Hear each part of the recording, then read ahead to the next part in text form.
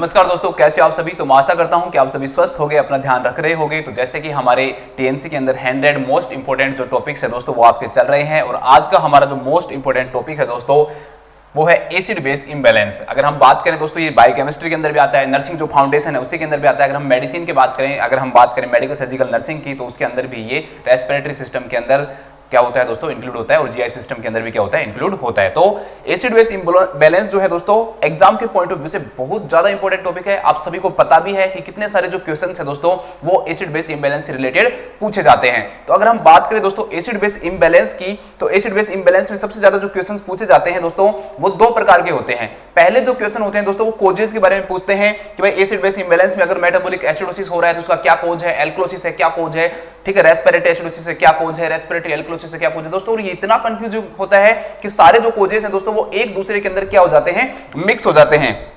तो इसके लिए मैं आपके लिए बहुत अच्छी सी शॉर्ट ट्रिक लेके आया दोस्तों। ये जो इमेज दिख रही है ना आपको, एक छोटी सी जो इमेज है दोस्तों, ये आपके सारे जो कंफ्यूजन है ना वो दूर कर देगी। मैं आपके लिए एक ऐसी शॉर्ट ट्रिक लेके आया हूं जिसके द्वारा अगर आपने शॉर्ट ट्रिक को देख लिया और इसको आपने पढ़ लिया तो मैं पूरा वादा करता हूं आपसे कि जो भी एसिड बेस इम्बैलेंस के कोजेस से रिलेटेड दोस्तों जो भी कंफ्यूजन है आपका, वो सारे कंफ्यूजन दोस्तों दूर हो जाएंगे, और कोई भी जो कोज है वो एक दूसरे के अंदर क्या नहीं होगा दोस्तों, मिक्स नहीं होगा। अगर हम बात करें दोस्तों इसके अलावा हम क्या पढ़ने जा रहे हैं, तो इसके अलावा मैं दोस्तों आपके लिए बहुत सारे जो एमसीक्यूज है दोस्तों वो हम देखेंगे। कई मतलब इतने सारे एमसीक्यूज मैं आपको दिखाऊंगा। ये देखिए अलग अलग जो एमसीक्यूज है मैं आपके लिए बना के लाया हूं, जिससे क्या होगा कि जितने भी एमसीक्यूज एग्जाम में पूछे जाते हैं, किसी भी प्रकार का एमसीक्यू दोस्तों, चाहे वो सिंपल हो, सिंपल कंपनसेटेड हो, मतलब विदाउट कंपनसेशन है वो हो, पार्शियल कंपनसेटेड हो या फुल कंपनसेटेड हो, कैसा भी हो दोस्तों सबके बारे में हम क्या करेंगे, बात करेंगे। इसके अलावा हम दोस्तों बात करेंगे जो एबीजी जो एनालिसिस है उसके अंदर जो एलएन जो टेस्ट है उसके बारे में भी हम क्या करेंगे, थोड़ा सा डिस्कस करेंगे। तो दोस्तों आज की जो क्लास है इसको लास्ट तक देखना, इसको मिस मत करना, बहुत ज्यादा इंपॉर्टेंट क्लास होने वाली है आप लोगों के लिए ये। इससे पहले भी हम अगर हम बात करें तो 100 जो टॉपिक्स है दोस्तों उनमें हमें बहुत इंपॉर्टेंट जो टॉपिक्स हैं उनके बारे में हमने बात की है। जिस भी बच्चे ने पहली क्लास है जाकर लास्ट की जो वीडियोस हैं उनको देखे, उन वीडियोस में से जो भी एक अपने नोटबुक बनाए और उनके अंदर सारे टॉपिकों को लिखे। तो vaccine, immunization, fetus in uterus है, एमिनो एसिड है, fatty acid, breast feeding, terminology of psychiatric है, ग्रोथ डेवलपमेंट है, सीपीआर है, ऑब्स्टेट्रिक ग्रिप है, डायबिटीज मेलाइटस है, इम्यूनिटी फ्लूइड है, लेवल ऑफ प्रिवेंशन है, स्यूचर्स है, मेनिस्ट्रुअल साइकिल है, सिजोफ्रेनिया है। इन सारे टॉपिकों के बारे में दोस्तों हमने फुली कंप्लीट रूप से हमने क्या किया, डिस्कस किया। ऐसे नहीं किया कि हमने आधे घंटे के अंदर पूरी वीडियो बना दी और खत्म। मैंने इस प्रकार से कोशिश की कि अगर एग्जाम में कोई भी क्वेश्चन पूछा जाएगा तो वो क्वेश्चन आपका गलत नहीं होना चाहिए। हाँ, चाहे कोई भी डिजीज है, कोई भी चीज मैं पढ़ा रहा हूं दोस्तों उसमें टाइम जरूर लग रहा है। मेनिस्ट्रुअल साइकिल 2 घंटे में करा रहा हूं, सीपीआर 2 घंटे में करा रहा हूं, आपको डायबिटीज मेलाइटस मैंने 6 घंटे में करवाया है, लेकिन वो 6 घंटे में करवाया दोस्तों वो वर्थ इट होना चाहिए आपके लिए, वो फायदेमंद होगा, यूजफुल होगा। ऐसे नहीं है आपके एग्जाम में कैसा भी क्वेश्चन पूछा जाएगा आप उसको 100% आप उसको क्या करोगे दोस्तों, उस क्वेश्चन को सोल्व कर दोगे। तो हम शुरुआत करते हैं आज एसिड बेस इम्बैलेंस के बारे में दोस्तों हम पढ़ते हैं।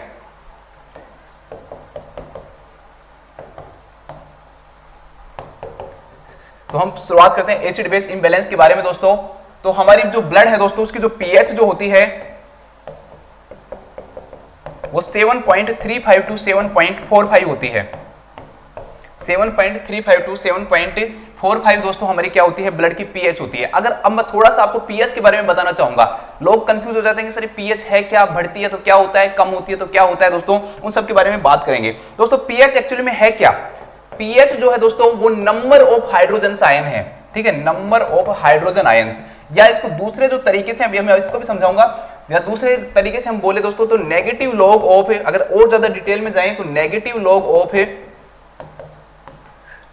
Of hydrogen ions. अभी मैं इसको समझाता हूं कि मैं क्या कहना चाह रहा हूं, आप बिल्कुल अच्छे से इसको समझ जाओगे दोस्तों। बात करते हैं पीएच की। दोस्तों पीएच मैंने आपको नंबर ऑफ हाइड्रोजन आयंस है। एक्चुअली में अगर हमारे ब्लड के अंदर अगर हम आर्टेरियल ब्लड की बात करें दोस्तों तो उसके अंदर हाइड्रोजन जो आयंस हैं वो कितनी मात्रा में प्रेजेंट होती है, वही हमारे ब्लड का क्या होता है दोस्तों, पीएच होता है। कैसे, देखो हाइड्रोजन जो आयन है दोस्तों वो कितने होते हैं, तो 0.1 2 3 4 5 6 7 और 4 इतने दोस्तों हमारे ब्लड के अंदर क्या होते हैं, हाइड्रोजन आयंस होते हैं। कितनी कम अमाउंट के अंदर ये हाइड्रोजन आयंस हैं। अगर हमारे ब्लड के अंदर हाइड्रोजन आयंस की बात करें आर्टेरियल ब्लड के अंदर, तो हाइड्रोजन आयंस की जो अमाउंट होती है दोस्तों ये 7 0 हैं और ये 4 है। तो इतने कम अमाउंट के अंदर हमारे दोस्तों हमारे ब्लड के अंदर क्या होते हैं, हाइड्रोजन आयंस होते हैं। अब इस कम अमाउंट को जो लिखना है ना वो बहुत टफ हो जाता है कि हर बार आप ब्लड की पीएच लिखना शुरू करो और इतना लिखो, सोचो 0.000004 कितना टफ हो जाएगा दोस्तों। तो इसको सिंपल बनाने के लिए क्या किया गया, पीएच का इन्वेंशन किया गया। कि इसका क्या लिया गया, ये भी जो भी हाइड्रोजन जो आयंस है दोस्तों उनका लॉग लिया गया, उसका क्या लिया गया, लॉग लिया गया, और लॉग को लेके भी उसका कौन सा लॉग लिया गया, नेगेटिव लॉग लिया गया। कैसा लॉग लिया गया दोस्तों, नेगेटिव लॉग लिया गया। तो नेगेटिव लॉग ऑफ हाइड्रोजन जब आयन से लिया दोस्तों, तो उस टाइम ये नेगेटिव जो लॉग ऑफ हाइड्रोजन जो आयन है ना दोस्तों, उससे हमने क्या निकाला, हमने पीएच निकाली। उससे हमने क्या निकाली दोस्तों, पीएच निकाली। तो पीएच क्या है, ये जो हाइड्रोजन जो आयंस होते हैं दोस्तों, उनका नेगेटिव जो लॉग होता है ना दोस्तों, उनका जो नेगेटिव जो लॉग होता है दोस्तों, वही क्या कहलाती है, आपकी पीएच कहलाती है। और नेगेटिव होने के कारण क्या होता है दोस्तों, कि जैसे जैसे आप आगे की तरफ जाओगे तो पीएच जो है दोस्तों, वो क्या होगी, ऑपोजिट होगी। कैसे बात करते हैं, इसके लिए दोस्तों एक पीएच स्केल बनाया गया है, जिसके अंदर पॉइंट दिए गए हैं। एक पीएच स्केल बनाया गया दोस्तों, जिसके अंदर पॉइंट दिए गए हैं। 7 जो होता है, मतलब कि पीएच अगर 7 होगी तो इसका मतलब वो जो बॉडी फ्लूइड है, ब्लड है, कोई भी चीज है दोस्तों, वो न्यूट्रल है। न्यूट्रल का मतलब न तो वो एसिडिक है, न वो क्या है, एल्कलाइन है। अगर हम इससे आगे की तरफ जाएं, जैसे 8, 9, 10, 11, 12, 13 और 14 तक जाएं दोस्तों, अगर हम इस तरफ जा रहे हैं तो ये क्या होगा दोस्तों, पीएच जो है ना, वो पीएच बढ़ तो रही है, लेकिन हाइड्रोजन आयंस क्या हो रहे हैं दोस्तों, कम हो रहे हैं। ध्यान रखना, जितना हम इस तरफ जाएंगे, क्यों, क्योंकि ये नेगेटिव था। ये क्या था दोस्तों, नेगेटिव लॉग था। तो इसके कारण क्या होगा, जैसे जैसे हम इस तरफ जाएंगे तो हाइड्रोजन आयन से दोस्तों वो क्या होती जाएगी, कम होती जाएगी। और हाइड्रोजन आयन का कम होने का मतलब क्या होगा, कि वो फ्लूइड कैसा होता जा रहा है दोस्तों, एल्कलाइन होता जा रहा है। या हम कहें बेस है, वो क्षार है, हिंदी में हम इसे क्या बोलते हैं, क्षार के नाम से जानते हैं दोस्तों। तो ये साथ में न्यूट्रल रहेगा, न एसिड रहेगा, न क्षार रहेगा। और अगर आप इस तरफ जाते जाओगे 8, 9, 10, 11, 12, 13, 14, तो क्या होता जाएगा दोस्तों, वो बॉडी फ्लूइड क्या होता जाएगा, एल्कलाइन या फिर क्षार होता जाएगा। तो सिंपल सी भाषा में बस इतना समझो कि पीएच स्केल के अंदर जैसे जैसे हम आगे जाते जाएंगे तो क्या होता जाएगा, वो बॉडी फ्लूइड एल्कलाइन होता जाएगा। तो 7, 8, 9, 10, 11, 12, 13, 14 जो होगा वो ज्यादा एल्कलाइन होगा। 8 से ज्यादा 9 होगा, 9 से ज्यादा 10 होगा, 10 से ज्यादा 11 होगा, 11 से ज्यादा 12, 13 और 14 होगा। अगर हम इस तरफ आए दोस्तों, तो जो एसिड है दोस्तों, वो बढ़ता जाएगा। इस तरफ अगर हम जाए तो वो एसिड बढ़ता रहेगा दोस्तों। कैसे, एसिड जैसे 6 हो गया, 5 हो गया, 4 हो गया, 3 हो गया, 2 हो गया और 1 हो गया। तो दोस्तों 7 से ज्यादा एसिडिक 6 वाला होगा। 7 तो न्यूट्रल हो गया, ठीक है, 6 वाला ज्यादा एसिड होगा, 5 वाला और भी ज्यादा एसिड होगा, 4 उससे भी ज्यादा एसिड होगा, 3 उससे भी ज्यादा एसिड होगा, 2 उससे भी ज्यादा होगा, 1 उससे भी क्या होगा दोस्तों, ज्यादा होगा। तो ये क्या है दोस्तों, पीएच स्केल। इसे हम किस नाम से जानते हैं, इसे हम पीएच स्केल के नाम से जानते हैं। तो पीएच स्केल के अंदर इस प्रकार से पॉइंट होते हैं। 7 से इस तरफ जो होता है दोस्तों, 14 की तरफ जाते हैं तो वो बॉडी फ्लूइड क्या हो जाता है दोस्तों, एल्कलाइन हो जाता है। और अगर हम इस तरफ आते हैं तो वो बॉडी फ्लूइड क्या हो जाता है दोस्तों, आपका एसिडिक हो जाता है। वो बॉडी फ्लूइड आपका एसिडिक हो जाता है। तो इस प्रकार से आप इनको समझ सकते हो। अब हम बात करते हैं दोस्तों आगे। हमारी बॉडी के अंदर दोस्तों एसिड बेस बैलेंस, देखो डायरेक्टली बताऊंगा, ज्यादा डिटेल में नहीं जाऊंगा, बिना काम की जो चीजें हैं वो मैं आपको नहीं बताऊंगा। अगर मैं आपको एसिड बेस इंबैलेंस पढ़ाना चाहूं तो मैं आपको 5 घंटे में पढ़ा सकता हूं। पूरे जो सिस्टम है, बफर सिस्टम, सारे सिस्टम को डिटेल में ले आऊंगा। लेकिन हमारे जो एग्जाम वो बिल्कुल पास है और एग्जाम के पॉइंट ऑफ व्यू से आपके लिए वो चीज क्या नहीं है दोस्तों, इंपॉर्टेंट नहीं है। सीधी चीजें लाऊंगा, जो इंपॉर्टेंट है वो आपको डायरेक्टली बताऊंगा। तो अगर हम बात करें दोस्तों एसिड बेस बैलेंस की, तो हमारी बॉडी के अंदर बस डायरेक्टली ये ध्यान रखना कि दोस्तों 3 सिस्टम काम करते हैं जो एसिड बेस बैलेंस बनाते हैं। नाम याद रख लेना बस, प्राइमरी सिस्टम, सेकेंडरी और टर्सरी। डायरेक्टली क्वेश्चन आता है कि एसिड बेस बैलेंस बनाने वाला प्राइमरी सिस्टम क्या है, उसका क्या नाम है। एसिड बेस बैलेंस बनाने का मतलब दोस्तों ये हो गया कि हमारी बॉडी की जो ब्लड है, ब्लड की जो पीएच है, हमारी बॉडी कोशिश करती है कि उसको कितने भी रखना है दोस्तों, 7.35 टू 7.45 रखता है। तो इसको बनाए रखना बहुत क्या होता है, मुश्किल होता है। हमारी बॉडी के सारे सिस्टम मिलकर इसके लिए काम करते हैं कि पीएच 7.35 से कम भी नहीं हो और 7.45 से क्या हो नहीं हो, ज्यादा भी नहीं बढ़े। तो उसको क्या बोलते हैं दोस्तों, एसिड बेस बैलेंस के नाम से जानेंगे कि हमारी जो बॉडी है वो हमारी ब्लड की पीएच को 7.35 से लेकर 7.45 बनाए रखने के लिए जो भी काम करती है, जो भी फंक्शन करती है, वही क्या कहलाते हैं दोस्तों, एसिड बेस बैलेंस के सिस्टम कहलाते हैं। तो इसमें प्राइमरी सिस्टम होता है, एक होता है दोस्तों सेकेंडरी सिस्टम और एक होता है दोस्तों टर्सरी सिस्टम। तीसरा जो होता है वो होता है आपका टर्सरी सिस्टम। अगर हम बात करें दोस्तों प्राइमरी सिस्टम की, तो डायरेक्टली बस याद रख लेना कि जो बफर सिस्टम है वो हमारी बॉडी का प्राइमरी सिस्टम है, जो कि हमारी बॉडी का एसिड बेस बैलेंस बनाता है। अब याद रखना बफर सिस्टम, बस सिंपल सी एक लाइन याद रखो, ज्यादा मत करो। बफर सिस्टम क्या है दोस्तों, बफर सिस्टम एक बैंक की तरह काम करता है। बैंक में क्या होता है दोस्तों, हम क्या करते हैं बैंक से, जैसे हमें पैसे की जरूरत होती है तो हम वहां से पैसे निकाल लेते हैं, जैसे हमारे पास ज्यादा पैसे होते हैं हम क्या करवा देते हैं, जमा करवा देते हैं। तो जैसे ही हमारी पीएच दोस्तों कम ज्यादा होती है तो ये क्या काम कर देता है दोस्तों, ये बॉडी के जो फ्लूइड्स होते हैं वही बफर सिस्टम बनाते हैं। तो जैसे ही दोस्तों मान लो पीएच कम हुई तो हाइड्रोजन आयंस दे देगा, और जैसे ही दोस्तों मान लो पीएच जो है वो ज्यादा की तरफ बढ़ रही है तो हाइड्रोजन आयन से ले लेगा, या फिर जो SCO3 है दोस्तों उसको क्या कर देगा, चेंज कर देगा। तो सिंपल से बस ये याद रखो कि बफर सिस्टम बॉडी के क्या होते हैं, फ्लूइड्स होते हैं जो इसको क्या करते हैं, पीएच को चेंज होने से रोकते हैं, पीएच को चेंज होने से रोकते हैं। और क्वेश्चन डायरेक्टली बस ये याद रख लेना कि प्राइमरी सिस्टम कौन सा सिस्टम बनाता है एसिड बेस बैलेंस का, तो वो ध्यान रखना बफर सिस्टम बनाता है। दूसरा दोस्तों सेकेंडरी की हम बात करें तो वो रेस्पिरेटरी सिस्टम है। हमारा जो रेस्पिरेटरी जो सिस्टम है दोस्तों वो हमारा सेकेंडरी डिफेंस सिस्टम बनाता है, किसके लिए, कि हमारी बॉडी की एसिड बेस बैलेंस बना रहे। अगर हम टर्सरी की बात करें दोस्तों तो वो हमारा रीनल सिस्टम होता है। रीनल जो सिस्टम है टर्सरी, लेकिन दोस्तों जो भी सॉल्यूशन प्रोवाइड करता है वो परमानेंट सॉल्यूशन प्रोवाइड करता है, टेम्परेरी नहीं रखता, कुछ समय के लिए नहीं, अच्छी तरह से कुछ समय के लिए नहीं दोस्तों, काफी लंबे टाइम तक हमारे एसिड बेस बैलेंस बनाए रखने का जो सिस्टम है दोस्तों वो कौन सा है, रीनल सिस्टम है। 3 सिस्टम मैंने आपको बताए, पहला सिस्टम प्राइमरी, दूसरा है दोस्तों सेकेंडरी, तीसरा है टर्सरी। टर्सरी जरूर है रीनल सिस्टम, लेकिन कैसे सॉल्यूशन प्रोवाइड करता है, परमानेंट सॉल्यूशन प्रोवाइड करता है, मतलब लंबे समय तक वो जो पीएच दोस्तों वो चेंज नहीं होती है, नॉर्मल के अंदर रहती है। प्राइमरी जो है बफर सिस्टम है, बफर सिस्टम बॉडी के फ्लूइड होते हैं दोस्तों जो कि क्या काम करते हैं, जैसे ही पीएच चेंज होती है उस पीएच को वापस क्या लेके आते हैं दोस्तों, नॉर्मल लेके आते हैं। दूसरा हमारे रेस्पिरेटरी सिस्टम, हमारे जो लंग्स हैं वो काम करते हैं, वो जो CO2 है दोस्तों उसको चेंज करके क्या करते हैं, चेंजेस करते हैं। जब हम क्वेश्चन पढ़ेंगे तब आपको मैं इसके बारे में और अच्छे से समझाऊंगा। और थर्ड है दोस्तों टर्सरी सिस्टम, आपका रीनल सिस्टम। तो क्वेश्चन डायरेक्टली पूछा जाएगा प्राइमरी कौन सा है, सेकेंडरी कौन सा है, टर्सरी कौन सा है, नाम याद रख लेना, बस थोड़ा पढ़ो और आगे बढ़ो, बस इतना बहुत है आपके लिए, क्योंकि ज्यादा डिटेल में जाओगे कंफ्यूज हो जाओगे, कोई काम आपके वो आने वाला भी नहीं है। अब हम बात करते हैं दोस्तों नेक्स्ट, सबसे पहले हम उसी बाइक की बात करते हैं। वो जो फोटो देखी आपने, जिसको देख आप सोच रहे हो कि ये है क्या चीज, ये फोटो, इसके बारे में दोस्तों हम बात करते हैं। तो ये फोटो नहीं है दोस्तों, ये कोजेज हैं आपके। ये क्या है दोस्तों, आपके कोजेज हैं। जितने भी एसिड बेस इंबैलेंस है दोस्तों उन सबके कोजेज होते हैं। अगर हम एसिड बेस इंबैलेंस की बात करें तो एसिड बेस इंबैलेंस दोस्तों 4 प्रकार के होते हैं।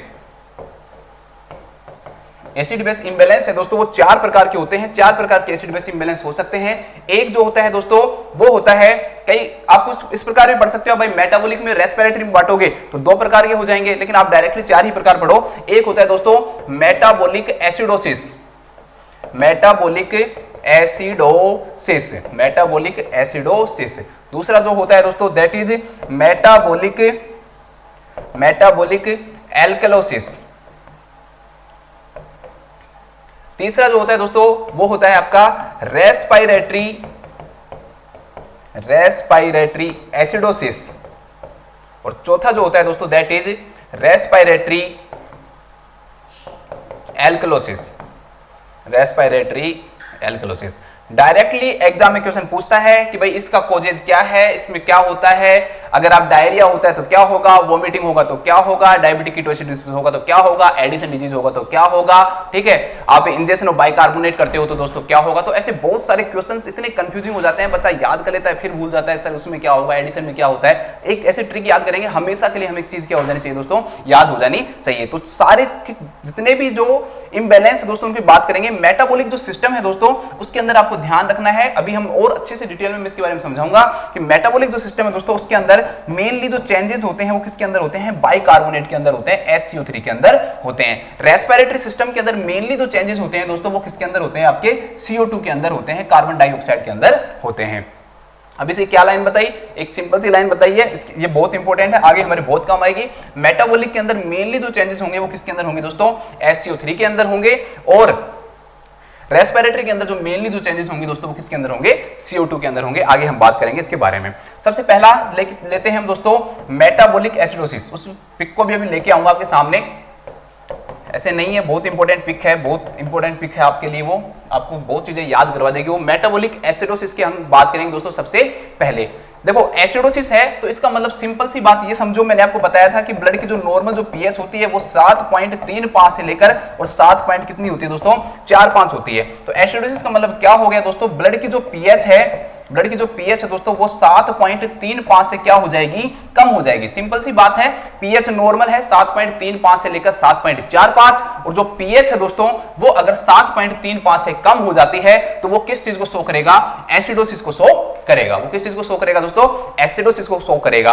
बात करें दोस्तों मेटाबॉलिक की, तो मेटाबॉलिक को आपको SCO3 को याद रखना है। SCO3 जो है दोस्तों वो बाइकार्बोनेट है। बाइकार्बोनेट का जो नॉर्मल जो लेवल होता है 22 से 27 मिली इक्विवेलेंट होता है। 3 चीजों की नॉर्मल लेवल आपको याद रखनी है। पूरा एसिड बेस इंबैलेंस इतना सिंपल है दोस्तों, ये जब आप क्वेश्चन करोगे ना आप सोचोगे सर इतने दिन से हम इसको पार्शियल इतना टफ बना रखा था, बस 3 लेवल याद करवाऊंगा आपको मैं। 3 अगर आपको याद हो गए, पीएच याद रखना है, पीसीओ2 याद रखना है और एससीओ3 का लेवल याद रखना है, बस कुछ याद नहीं रखना आपको, ठीक है। तो एससीओ3 का जो नॉर्मल लेवल होता है वो 22 से 27 मिली इक्विवेलेंट पर लीटर होता है, 22 से 27 मिली इक्विवेलेंट पर लीटर होता है। और एसिडोसिस के अंदर दोस्तों ये जो एससीओ3 है इसका लेवल क्या हो जाता है दोस्तों, 22 से क्या हो जाता है, कम हो जाता है, 22 से क्या हो जाता है दोस्तों, कम हो जाता है, 22 से कम हो जाता है, ठीक है। तो अब बस आपको एक ट्रिक याद रखनी है, आगे भी इसको बारे में हम बात करेंगे। बस सिंपल सी एक चीज याद रखना दोस्तों, HCO3 जो है दोस्तों वो काम करता है एक तरह से एल्कलाइन की तरह, क्षार की तरह, बेस की तरह, एल्कलाइन बेस क्षार इसकी तरह काम करता है। बस ये दिमाग में बैठा लो, एक कंसेप्ट बनाऊंगा दिमाग में, कुछ नहीं चाहिएगा आपको। PCO2 है दोस्तों, मतलब कि partial pressure of carbon dioxide, carbon जो ऑक्साइड है, कार्बन डाइऑक्साइड है दोस्तों, उसका कितना लेवल है, ठीक है, वो PCO2 कहलाता है, partial pressure of carbon dioxide.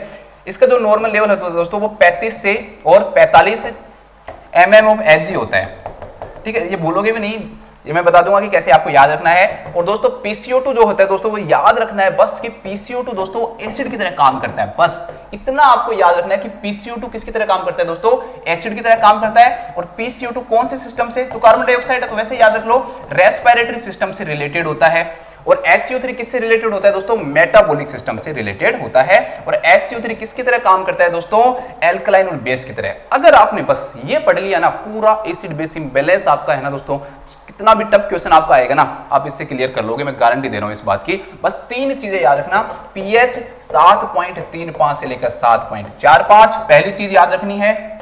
दूसरी चीज क्या याद रखनी है दोस्तों, SCO3 किसकी तरह काम करता है, तो आपको याद रखना है ये क्षार की तरह काम करता है, एल्कलाइन की तरह काम करता है। और इसके जो चेंजेस होते हैं वो किससे रिलेटेड होते हैं, मेटाबॉलिक से रिलेटेड होते हैं। PCO2 है दोस्तों वो 35 से 45 होता है, भूल जाओ तो पीएच पे चले जाना और पीएच के लास्ट के ध्यान रख लेना, कितना आ रहा है 3-5, इधर क्या आ रहा है 4-5, भूल जाओ तो पीएच से याद रख लेना कि पीएच PCO2 PP है दोनों में, तो इसका कितना होता है 35 से 45। फिर क्या याद रखोगे, PCO2 किसकी तरह काम करता है दोस्तों, एसिड की तरह काम करता है। क्यों करता है वो भी मैं आपको समझा दूंगा कि कैसे ये एसिड की तरह काम करता है। बस तीसरी चीज क्या याद रखनी कि SCO3 है वो मेटाबॉलिक की तरह काम करता है और एल्कलाइन होता है, ठीक है। PCO2 रेस्पिरेटरी की तरह काम करता है। बस ये एक छोटा सा कंसेप्ट है जो आपको याद रखना है। ये चीजें अगर आपने याद रखनी, तीनों नॉर्मल लेवल याद रख लो, PCO2 एसिड होता है, SCO3 एल्कलाइन होता है बस। और PCO2 जो है रेस्पिरेटरी सिस्टम से रिलेटेड होता है और SCO3 किससे रिलेटेड होता है दोस्तों, मेटाबॉलिक सिस्टम से। कोई भी क्वेश्चन होगा दोस्तों सोल्व हो जाएगा, मैं गारंटी दे रहा हूं इस बात की। कितना भी टफ क्वेश्चन आपसे पूछ ले ये आपको सोल्व करवा देगा, वो हम बाद में बात करेंगे। तो हम बात करते हैं दोस्तों, हम बात कर रहे हैं किसकी, मेटाबॉलिक एसिडोसिस की। हम मेटाबॉलिक एसिडोसिस पढ़ रहे हैं। तो मेटाबॉलिक एसिडोसिस के अंदर दोस्तों क्या होगा, पहली चीज है एसिडोसिस। तो पीएच मैंने बताई नॉर्मल याद रखनी है, भूलना नहीं है उसको। तो कितनी हो जाएगी 7.35 से क्या हो जाएगी दोस्तों, कम हो जाएगी। फिर इसके बाद दोस्तों हम बात करते हैं SCO3 की। तो SCO3 जो है दोस्तों वो क्या होता है, तो SCO3 मैंने आपको क्या बताया, क्षार याद रखना है आपको। क्या याद रखना है दोस्तों, क्षार याद रखना है। SCO3 क्या होता है दोस्तों, क्षार होता है। तो अगर SCO3 बढ़ेगा, देखो क्षार अगर बढ़ेगा, SCO3 क्या याद रखना है, क्षार है या एल्कलाइन है, बेस है। अगर दोस्तों ये बढ़ेगा तो क्या बढ़ेगा, एल्कलोसिस बढ़ेगा। क्या बढ़ेगा, एल्कलोसिस बढ़ेगा, सिंपल सी बात है। लेकिन यहां पर क्या है, एसिडोसिस है मेटाबॉलिक में, तो SCO3 क्या होगा दोस्तों, बढ़ेगा या कम होगा। तो सिंपल सी बात है कि दोस्तों SCO3 इसके अंदर क्या होगा, कम होगा। SCO3 क्या होगा दोस्तों, इसके अंदर कम होगा। फिर भी मैं और भी आपको ट्रिक बता दूंगा जिससे आप इसको याद रख सकते हो। तो नॉर्मल लेवल याद रखना ही रखना है। नॉर्मल लेवल 22 से 27 बताया है, इसको मत भूलना, 22 से 27 है। तो मेटाबॉलिक एसिडोसिस में क्या होगा दोस्तों, पीएच जो है वो 7.35 से कम हो जाएगी और SCO3 का जो लेवल है दोस्तों वो किससे कम हो जाएगा दोस्तों, 22 से क्या हो जाएगा, कम हो जाएगा। 22 मिली इक्विवेलेंट पर लीटर से क्या हो जाएगा, कम हो जाएगा। सिंपल सी बात है, याद रखना ही नहीं। SCO3 क्षार है, ठीक है दोस्तों। क्षार का लेवल क्या होगा दोस्तों, SCO3 कार्बोनेट है, तो कार्बोनेट का लेवल अगर बढ़ेगा तो एल्कलाइन होगा ना, तो जितना कम होगा उतना क्या होगा, बॉडी के अंदर एसिडोसिस होगा, तो SCO3 का लेवल क्या हो जाएगा, इसमें कम हो जाएगा, ठीक है।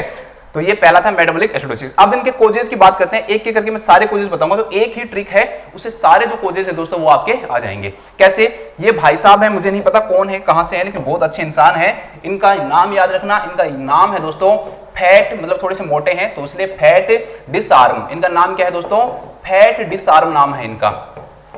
इनका नाम है डिसआर्म, थोड़े से मोटे हैं, बॉडी वॉडी बना रखी है, आर्म वार्म इनकी।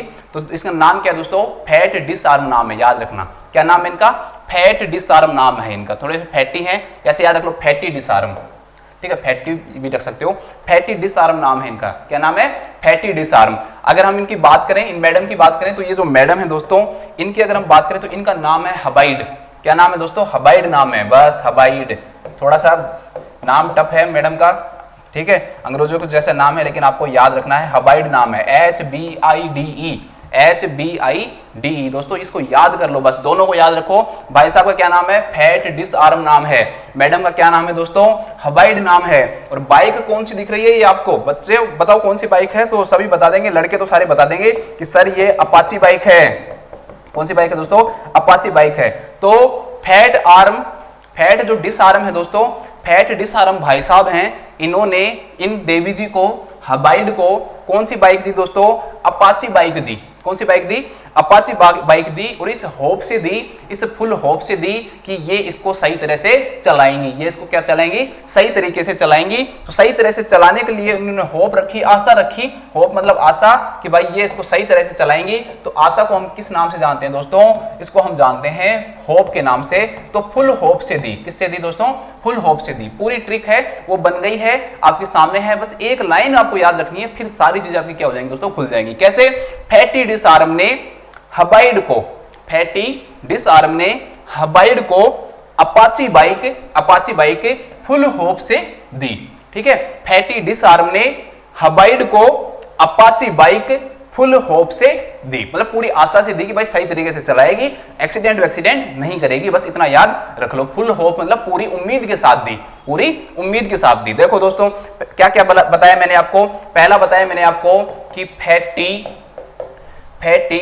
डिसआर्म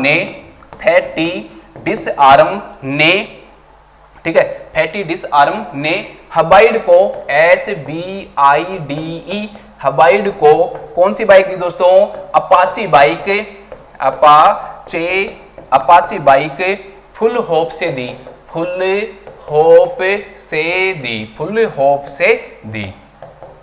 होप से दी। लो पूरी ट्रिक बन गई कि फैटी डिसआर्म ने हबाइड को अपाची बाइक फुल होप से दी। अब इमेज डालने का क्या फायदा हुआ? ये ट्रिक मैं वैसे ही बता सकता था, लेकिन इमेज डालने से क्या है दोस्तों, आपके अगर आप भूल भी जाओगे ना तो आपके दिमाग में ये फोटो आ जाएगी कि ये भाई साहब थे कोई फैटी डिसआर्म, ये महिला है, ठीक है, ये बहन जी है जो हबाइड नाम है इनका, अपाची बाइक दी इनको फुल होप से। ये सारे कोजेज हो गए आपके, जितने भी कोजेज है दोस्तों, सारे के सारे कोजेज मैंने आपको बता दिए। कैसे? एक एक करके बात करेंगे और कंसेप्ट के साथ बात करेंगे। ऐसे नहीं है कि बस बता दिया और इसमें कुछ कंसेप्ट ही नहीं है, रीजन आपको पढ़ना नहीं है। शुरुआत करेंगे, चारों जो बताए दोस्तों उसी तरीके से याद रखना। पहले हमेशा मेटाबॉलिक से स्टार्ट करना, एसिड से स्टार्ट करना। तो पहला कौन सा पता है आपको? 4 इंबैलेंस बताए। पहला इंबैलेंस कौन सा बताया? Metabolic acidosis. तो पहला है मेटाबॉलिक एसिडोसिस। तो पहले मेटाबॉलिक को पूरा करेंगे, फिर रेस्पिरेटरी पे आएंगे। तो मेटाबॉलिक एसिडोसिस के कोज हो गए फैटी डिसआर्म। इसके बाद आ जाओ एल्कलोसिस में, तो मेटाबॉलिक एल्कलोसिस।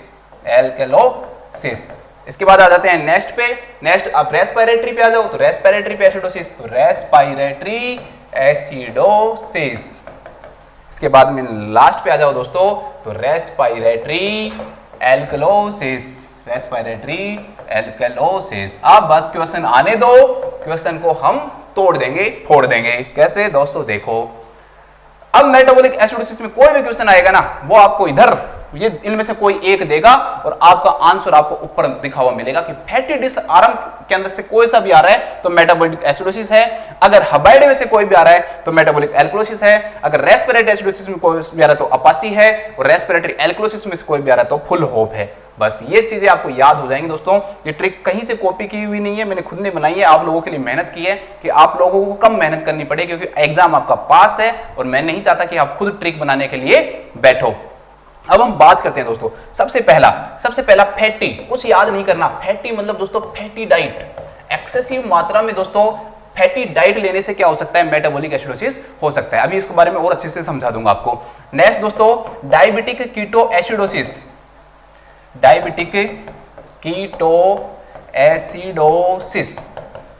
या फिर ये नहीं देखे डायरेक्टली वो डायबिटीज मेलाइटस भी लिख देता है, कई बार कंफ्यूज करने के लिए कि आप लोग इसको डर जाओ इससे, ठीक है, लेकिन आपको डरना नहीं है, आगे बढ़ना है, ठीक है। नेक्स्ट दोस्तों इनकम्प्लीट आई फॉर इनकम्प्लीट, आप इसको 2-3 बार पढ़ोगे ना आपके दिमाग में बैठ जाएंगी सब चीजें। Incomplete indigestion of carbohydrate, indigestion of carbohydrate, carbohydrate. अगर हम दोस्तों एस की बात करें तो एस फॉर आता है सीवियर डायरिया।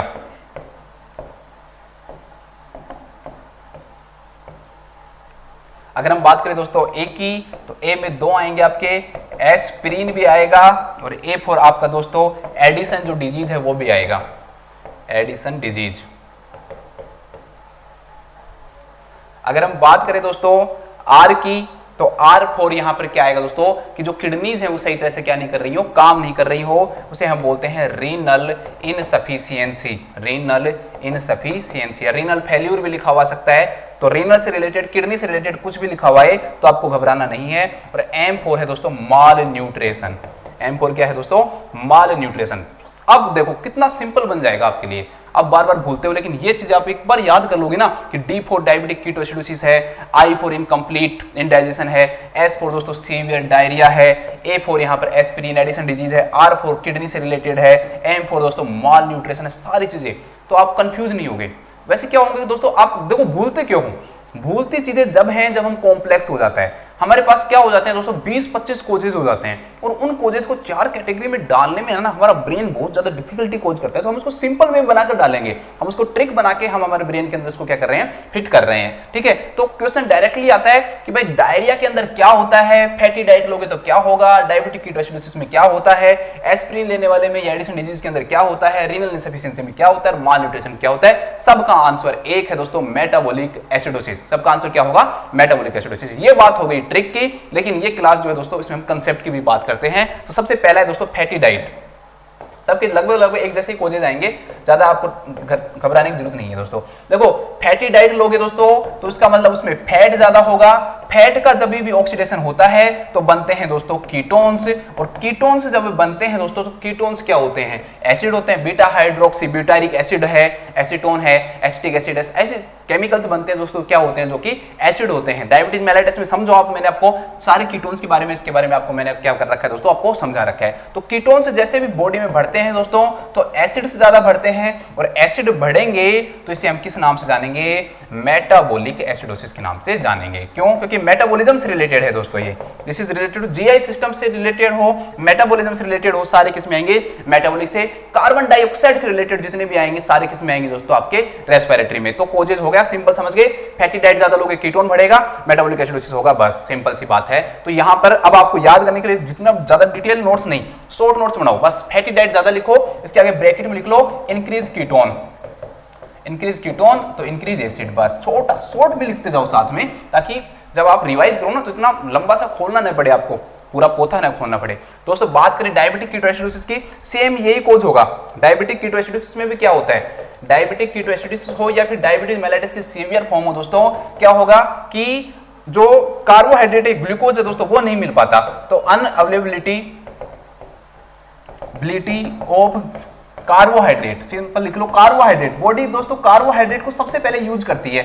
अब हमारे पास कार्बोहाइड्रेट नहीं है तो बॉडी किसका यूज करेगी दोस्तों, फैट का यूज करेगी। तो बॉडी करेगी डाइजेशन ऑफ फैट, एनर्जी चाहिए बॉडी को तो कहीं से भी मिले, तो भाई फैट को डाइजेशन करेगी, और फैट का डाइजेशन करेगी दोस्तों तो क्या बनेंगे, फॉर्मेशन ऑफ कीटोन बॉडीज बनेंगे। और कीटोन बॉडीज जो होते हैं दोस्तों उनका नेचर कैसा होता है, एसिडिक होता है, और एसिडिक होगा तो क्या होगा दोस्तों, मेटाबॉलिक एसिडोसिस होगा। क्या होगा दोस्तों, मेटाबॉलिक एसिडोसिस होगा। देखो कंसेप्ट समझ में आ गया क्या है, बस एक लाइन लिख लो, कुछ नहीं लिखना, सेम वो का वो लिखना है यहाँ पे, ठीक है। सेम यहाँ पे भी लिख लो कि कीटोन्स बढ़ेंगे, और कीटोन्स बढ़ेंगे तो एसिड भी बढ़ेगा। नेक्स्ट आ जाते हैं दोस्तों इनकम्प्लीट इनडाइजेशन ऑफ कार्बोहाइड्रेट। चलो बात करते हैं, अगर हम बात करें इनकम्प्लीट इनडाइजेशन ऑफ, थोड़ा जल्दी जल्दी पढ़ना पड़ेगा, मैं नहीं चाहता कि बहुत लंबी क्लास हो जाए ये, कार्बोहाइड्रेट। देखो दोस्तों कार्बोहाइड्रेट जो है अगर उसको ऑक्सीजन मिलती है तो पायरुविक एसिड मिलता है, ठीक है। ऑक्सीडेशन जब फूड का होता है ऑक्सीजन नहीं मिलती, एंड एरोबिक अगर ऑक्सीडेशन होता है तो लैक्टिक एसिड बनता है। तो दो चीजें होती हैं, जब भी कार्बोहाइड्रेट सही तरह से डाइजेस्ट नहीं होगा, इनकम्प्लीट होगा दोस्तों, तो एक तो क्या बनेगी दोस्तों, लैक्टिक एसिड ज्यादा मात्रा में बनेगा, और लैक्टिक एसिड बनेगा दोस्तों तो क्या होगा, एसिडोसिस होगा, सिंपल सी बात है। तो मेटाबॉलिक एसिडोसिस होगा उससे। एक दूसरा दोस्तों, जब कार्बोहाइड्रेट का इंडाइजेशन होगा तो बॉडी किस पे शिफ्ट हो जाएगी दोस्तों, फैट पे शिफ्ट हो जाएगी। तो फैट का भी क्या होगा, डाइजेशन होगा। फैट का डाइजेशन होगा तो दोस्तों क्या बनेगी, कीटोन बॉडीज बनेगी, और कीटोन बॉडीज का नेचर भी क्या होता है दोस्तों, एसिडोसिस। तो दो रीजन हो गए, लैक्टिक एसिड का फॉर्मेशन होना इंडाइजेशन के कारण, पूरी तरह से कार्बोहाइड्रेट का कंप्लीट डाइजेशन नहीं होने के कारण, डाइजेशन लिख लेना ना, इनकम्प्लीट डाइजेशन ऑफ कार्बोहाइड्रेट, उसके कारण लैक्टिक एसिड बनेगा। और एक दोस्तों, जब कार्बोहाइड्रेट से एनर्जी नहीं मिलेगी तो बॉडी फैट पे शिफ्ट होगी, और कीटोन बॉडीज से मेटाबॉलिक एसिडोसिस होगा, क्योंकि कीटोन बॉडीज का नेचर कैसा होता है दोस्तों, एसिडिक होता है। तो वहां पे आप शॉर्ट में लिख लो, शॉर्ट के अंदर यहां पे लिख लो क्या होगा, दो चीजें लिख लो, lactic acid plus ketone body, lactic acid increase और ketone bodies increase, ketone bodies. आपके पास तो स्पेस होगा, वहां पे आराम से लिख सकते हो आप, कीटोन बॉडीज क्या होगी, इंक्रीज होगी। ठीक है दोस्तों, नेक्स्ट बात करते हैं सीवियर डायरिया की। सीवियर अगर हम डायरिया की बात करें तो इसमें ज्यादा आपको पढ़ना ही नहीं है। देखो दोस्तों, डायरिया कभी भी होगा तो हम जानते हैं कि डायरिया में से मेनली जो कंटेंट बाहर आते हैं वो कहां के आते हैं, इंटेस्टाइन के कंटेंट आते हैं। इंटेस्टाइन के जो कंटेंट जो होते हैं दोस्तों, उनका नेचर कैसा होता है दोस्तों, एल्कलाइन नेचर होता है। एल्कलाइन नेचर के जो भी कंटेंट दोस्तों बॉडी से बाहर आएंगे तो क्या होगा, एल्कलाइन बाहर निकल गया तो बॉडी के अंदर क्या बढ़ेगा दोस्तों, एसिड बढ़ेगा, और एसिड इंक्रीज हो जाता है। मैंने कहा जीआई सिस्टम से रिलेटेड कोई भी होगा, डाइजेशन से रिलेटेड होगा, क्या होगा दोस्तों, मेटाबॉलिक एसिडोसिस होगा, मेटाबॉलिक एसिडोसिस होगा सीवियर डायरिया में। ध्यान रखना, एक चीज और ध्यान रख लेना कि वहां पर पोटेशियम जो है दोस्तों वो भी बाहर निकलता है, तो पोटेशियम जो है दोस्तों वो भी क्या होता है, कम होता है। हो सकता है ये भी क्वेश्चन पूछ ले, तो हाइपोकैलेमिक होता है ये डायरिया में, क्या होता है दोस्तों, हाइपोकैलेमिक मेटाबॉलिक एसिडोसिस होगा। पोटेशियम भी क्या हो जाएगा दोस्तों, कम हो जाएगा। पोटेशियम के कम होने के साथ में मेटाबॉलिक एसिडोसिस होता है सीवियर डायरिया में। एज फॉर सीवियर डायरिया है, अगर स्टोमी से रिलेटेड भी आए ना दोस्तों आपके कभी भी क्वेश्चन, अगर स्टोमी से रिलेटेड भी आए, जैसे सिग्मोइडो यूरेट्रोस्टोमी है, तो उसमें के अंदर भी आपको यही ध्यान रखना है कि मेटाबॉलिक एसिडोसिस होगा।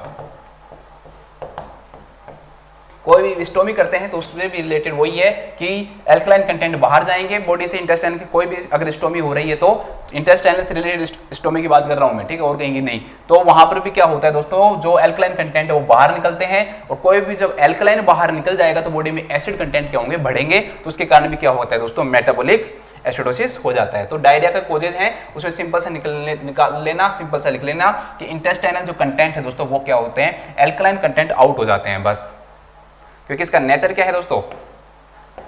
तो सिंपल से लिख लेना आप इधर करके साइड में, एल्कलाइन कंटेंट आउट, बस इतना, एल्कलाइन कंटेंट आउट। जब एल्कलाइन कंटेंट आउट होंगे तो एसिड क्या होगा, बढ़ेगा, बस सिंपल। नेक्स्ट आता है दोस्तों एस्पिरिन। एस्पिरिन को बताने की जरूरत ही नहीं है दोस्तों। एस्पिरिन जो होता है दोस्तों एसिटिल सैलिसाइक्लिक एसिड होता है, और एसिटिल सैलिसाइक्लिक एसिड का नाम ही एसिड है दोस्तों। तो एस्पिरिन के लेने से क्या होगा दोस्तों, एसिड कंटेंट बढ़ेगा। बात करें दोस्तों हम एडिसन डिजीज की, हाँ यहाँ ये देख लो थोड़ा सा, हो सकता है कि एंडोक्राइनोलॉजी में भी अब मैंने आपको ये पढ़ाया हुआ है, और यहाँ पर भी थोड़ा सा देख लो। एडिसन डिजीज के अंदर क्या होता है दोस्तों, जो ग्लूकोकोर्टिकोइड और मिनरलोकोर्टिकोइड है, ग्लूकोकोर्टिकोइड एंड मिनरेलो जो कोर्टिकोइड है दोस्तों, उनका सीक्रेशन क्या हो जाता है, कम हो जाता है। मिनरेलो कोर्टिकोइड, ठीक है, जैसे एल्डोस्टेरोन है दोस्तों, ये सब, तो इनका सीक्रेशन क्या हो जाता है दोस्तों, कम हो जाता है। और इनका सीक्रेशन कम होने के कारण क्या होता है दोस्तों, हाइड्रोजन का जो सीक्रेशन है वो भी क्या हो जाता है, कम हो जाता है। हाइड्रोजन सीक्रेशन दोस्तों वो क्या हो जाता है, कम हो जाता है। और हाइड्रोजन का सीक्रेशन कम होगा तो हाइड्रोजन जो आयंस है दोस्तों वो क्या होंगे, बढ़ेंगे। और जब हाइड्रोजन जो आयंस है दोस्तों वो बढ़ेंगे, क्योंकि हाइड्रोजन आयंस के सीक्रेशन को कम करेगा, हाइड्रोजन आयंस के कंटेंट बढ़ेंगे दोस्तों। तो बॉडी के अंदर कभी भी जब हाइड्रोजन आयन कंटेंट बढ़ते हैं तो उसके कारण क्या होता है दोस्तों, एसिडोसिस होता है। और ये किस प्रकार का एसिडोसिस है दोस्तों, मेटाबॉलिक एसिडोसिस है। बस सिंपल से ध्यान रखना, एडिसन डिजीज के अंदर भी क्या होता है दोस्तों, मेटाबॉलिक एसिडोसिस होता है। किसके कारण, इंक्रीज्ड हाइड्रोजन आयंस के कारण। बस सिंपल सी एक लाइन में क्या याद रखोगे कि हाइड्रोजन जो आयंस हैं वो इधर लिख लेना, हाइड्रोजन जो आयंस है दोस्तों वो क्या हो जाते हैं, बढ़ जाते हैं। सेम काम करता है दोस्तों रीनल इनसफिशिएंसी के अंदर। किडनी आपकी काम नहीं कर रही है, किडनी क्या काम कर रही है दोस्तों, एसिड को बाहर निकालने का काम कर रही है, ठीक है। अब एसिड दोस्तों बाहर निकल नहीं रहा, हाइड्रोजन आयन बाहर निकल नहीं रहे, हाइड्रोजन आयन बॉडी के अंदर क्या होंगे दोस्तों, जमा होंगे, हाइड्रोजन आयंस क्या होंगे दोस्तों, इंक्रीज होंगे, और हाइड्रोजन आयन इंक्रीज होंगे तो क्या होगा दोस्तों, आपके एसिडोसिस होगा। किस नाम से जाना जाएगा दोस्तों, मेटाबॉलिक एसिडोसिस के नाम से जाना जाएगा। तो रीनल इनसफिशिएंसी, किडनी फेल्यूर हो, क्रोनिक किडनी डिजीज हो, एक्यूट रीनल फेलियर हो, कुछ भी हो दोस्तों, उसके अंदर क्या हो रहा है दोस्तों, मेन अमाउंट के अंदर जो हाइड्रोजन जो आयंस है दोस्तों वो बाहर नहीं निकल पा रहे, और हाइड्रोजन आयंस जमा होने के कारण एसिड्स बढ़ेंगे, और जब एसिड बढ़ेंगे तो क्या होगा, मेटाबॉलिक एसिडोसिस होगा। नेक्स्ट दोस्तों लास्ट है माल न्यूट्रिशन। तो माल न्यूट्रिशन के अंदर भी यही टेक्निक काम करती है। एक तो हमारी बॉडी को दोस्तों क्या नहीं मिल पा रहा, लैक्टिक जो एसिड है वो बढ़ेगा, क्योंकि मेन हमारे कार्बोहाइड्रेट नहीं मिल पा रहा, तो एनाएरोबिक रेस्पिरेशन बढ़ जाता है, लैक्टिक एसिड बढ़ जाता है, और एक फैट के ऊपर जब शिफ्ट होगा तो जो कीटोन्स है दोस्तों वो भी क्या हो जाती है, बढ़ जाती हैं। तो ये चीज जो हमने पढ़ी है कि इनकम्प्लीट डाइजेशन ऑफ कार्बोहाइड्रेट में ये माल न्यूट्रिशन में भी देखने को मिलती है। तो माल न्यूट्रिशन के अंदर भी दोस्तों जो कीटोन्स है दोस्तों वो क्या होने लग जाती हैं, बढ़ने लग जाती हैं। कीटोन क्या लग जाती है, बढ़ने लग जाती हैं, लैक्टिक एसिड बढ़ने लग जाता है। तो ये सब चीजें क्या कोज करवाती है दोस्तों, माल न्यूट्रिशन कोज करवाती है। तो यहां भी लिख लेना, लैक्टिक एसिड बढ़ेगा, लैक्टिक एसिड दोस्तों बढ़ेगा, और इसके अलावा लैक्टिक एसिड के साथ में आपका जो फैटी एसिड है या फिर कीटोन जो बॉडीज है वो भी बढ़ेंगे, कीटोन बॉडीज बढ़ेंगे। तो सब चीजें होगी दोस्तों, कंसेप्ट भी बता दिया और ट्रिक भी बता दी। इस बच्चे को ट्रिक से याद हो गया, कंसेप्ट याद नहीं हो रहा तो कोई बात नहीं है, बस आपको याद कर लो। क्वेश्चन डायरेक्टली पूछा जाता है, डायरेक्टली क्वेश्चन देता है दोस्तों वो कि मेटाबॉलिक एसिडोसिस के अंदर क्या कोजेज होते हैं। क्वेश्चन सिंपल सा देगा कि एक पेशेंट है उसको सीवियर डायरिया हो रहा है, उसको कौन सी एसिड बेस इंबैलेंस होने के चांसेस होंगे, डायरेक्टली आंसर दोगे आप, मेटाबॉलिक एसिडोसिस होगा, ठीक है। इसके बाद हम बात करते हैं दोस्तों नेक्स्ट जो हमारे सामने आता है दोस्तों दैट इज मेटाबॉलिक एल्कलोसिस।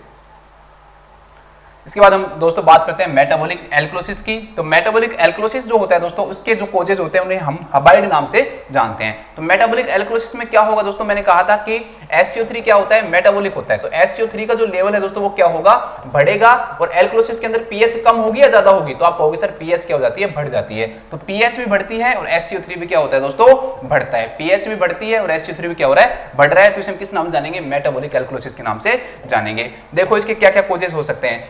पहला है H4 होता है दोस्तों हाइपर एल्डोस्टेरोनिज्म। सिंपल सा है बिल्कुल, जिस प्रकार से हमने एडिसन डिजीज पढ़ी है उसके अंदर एल्डोस्टेरोन का लेवल कम हो गया, यहां पर हाइपर एल्डोस्टेरोनिज्म के अंदर क्या हो गया दोस्तों, बढ़ गया है। ये नहीं लिखा हुआ है तो कौन सिंड्रोम में लिखा हुआ सकता है, ध्यान रखना। हो सकता है कि वो आपको हाइपर एल्डोस्टेरोनिज्म न दे, तो इसका जो प्राइमरी जो टाइप होता है उसे हम किस नाम जानते हैं दोस्तों, कौन डिजीज के नाम से या कौन सिंड्रोम के नाम से भी जानते हैं। तो हाइपर अभी समझा दूंगा होता क्यों है। हाइपर एल्डोस्टेरोनिज्म के अंदर भी क्या होगा दोस्तों, मेटाबॉलिक जो एल्कलोसिस है वो देखने को मिलता है। अगर हम बात करें दोस्तों बी की, B4 यहां पर होता है ब्लड ट्रांसफ्यूजन। ब्लड ट्रांसफ्यूजन अगर इसके बारे में मैं आपको अभी समझाऊंगा कि किस प्रकार से दोस्तों ज्यादा ब्लड ट्रांसफ्यूजन होने से, मैसिव अगर ब्लड ट्रांसफ्यूजन होता है तो किस प्रकार से मेटाबॉलिक एल्कलोसिस होता है। अगर हम बात करें दोस्तों आई की, तो I4 होता है दोस्तों injection of bicarbonate. Injection of bicarbonate, bicarbonate को डायरेक्टली ले लेना चाहिए डाइट के द्वारा। आप अगर डाइजेशन ले रहे हो ज्यादा मात्रा में, आपको डायरेक्टली IV दे दिया गया, तो वो सब चीजें क्या कोज करवा सकती हैं दोस्तों, मेटाबॉलिक एल्कलोसिस। नेक्स्ट है दोस्तों डाईयूरेटिक्स। जो डाईयूरेटिक्स है दोस्तों वो भी क्या कोज करवा सकते हैं, ये कोज करवा सकते हैं। अब वहां पर डायरिया आ गया, यहाँ पे क्या आएगा दोस्तों, वॉमिटिंग आएगा। तो ये ध्यान रखना है आपको, एक्सेसिव वॉमिटिंग, एक्सेसिव वॉमिटिंग। ये सारे जो कोजेज हैं दोस्तों हबाइड जो हैं वो क्या कोज करवाते हैं, हबाइड मेटाबॉलिक एल्कलोसिस करवाते हैं। हबाइड क्या करवाते हैं, मेटाबॉलिक एल्कलोसिस करवाते हैं, ये आपको ध्यान रखना है। चलो बात करते हैं। पहला है दोस्तों हाइपर एल्डोस्टेरोनिज्म। हाइपर एल्डोस्टेरोनिज्म दोस्तों वहां पर क्या हुआ था, वहां पर डेफिशिएंसी हुई थी ग्लूकोकोर्टिकोइड और मिनरलोकोर्टिकोइड की। एल्डोस्टेरोन क्या है, एक मिनरलोकोर्टिकोइड है। तो यहां पर क्या होगा दोस्तों, इंक्रीज होगा एल्डोस्टेरोन। तो हाइड्रोजन जो है दोस्तों, हाइड्रोजन जो आयंस हैं उनका जो एक्सक्रिएशन है या सीक्रेशन है दोस्तों वो क्या हो जाता है, बढ़ जाता है। जब हाइड्रोजन का एक्सक्रिएशन बढ़ेगा दोस्तों तो हाइड्रोजन आयंस की क्या होगी, कमी होगी। और हाइड्रोजन आयंस की अगर बॉडी में कमी हो रही है दोस्तों, हाइड्रोजन आयन क्या कर रहे हैं दोस्तों, एसिडिक बना रहे हैं। किसी भी चीज को क्या बना रहे हैं दोस्तों, एसिडिक बना रहे हैं। और हाइड्रोजन आयंस अगर बाहर निकल गए दोस्तों तो इसका मतलब वो चीज क्या बनेगी, एल्कलाइन बनेगी। वो क्या चीज बनेगी, एल्कलाइन। इसके कारण क्या होगा दोस्तों, मेटाबॉलिक एल्कलोसिस होगा। उसके कारण क्या होगा, मेटाबॉलिक एल्कलोसिस होगा। हाइड्रोजन आयंस अगर बॉडी के अंदर ज्यादा है तो एसिड ज्यादा होंगे, और अगर हाइड्रोजन आयन से कम है दोस्तों तो एल्कलाइन ज्यादा होगा, ये ध्यान रखना है आपको। तो हाइड्रोजन का एक्सक्रीशन बढ़ जाएगा, हाइड्रोजन बाहर निकलेंगे तो बॉडी के अंदर हाइड्रोजन आयंस क्या हो जाएंगे दोस्तों, कम हो जाएंगे। तो किस चीज को कॉज करेगा, ये मेटाबॉलिक एल्कोलिसिस को कॉज करेगा। तो इधर ब्रैकेट में सिंपल सा लिख लेना कि जो हाइड्रोजन है दोस्तों वो क्या हो गए, कम हो गए, हाइड्रोजन आयन जो है वो दोस्तों कम हो गए। इसके बाद है दोस्तों ब्लड ट्रांसफ्यूजन की, इसके बाद किसकी बात करते हैं हम, ब्लड ट्रांसफ्यूजन की बात करते हैं। ब्लड ट्रांसफ्यूजन से कैसे होता है दोस्तों, देखते बात करते हैं। ब्लड ट्रांसफ्यूजन जो है, ब्लड ट्रांसफ्यूजन के अंदर दोस्तों एक एडिटिव यूज करते हैं, एंटीकोगुलेंट यूज करते हैं दोस्तों हम, सिट्रेट।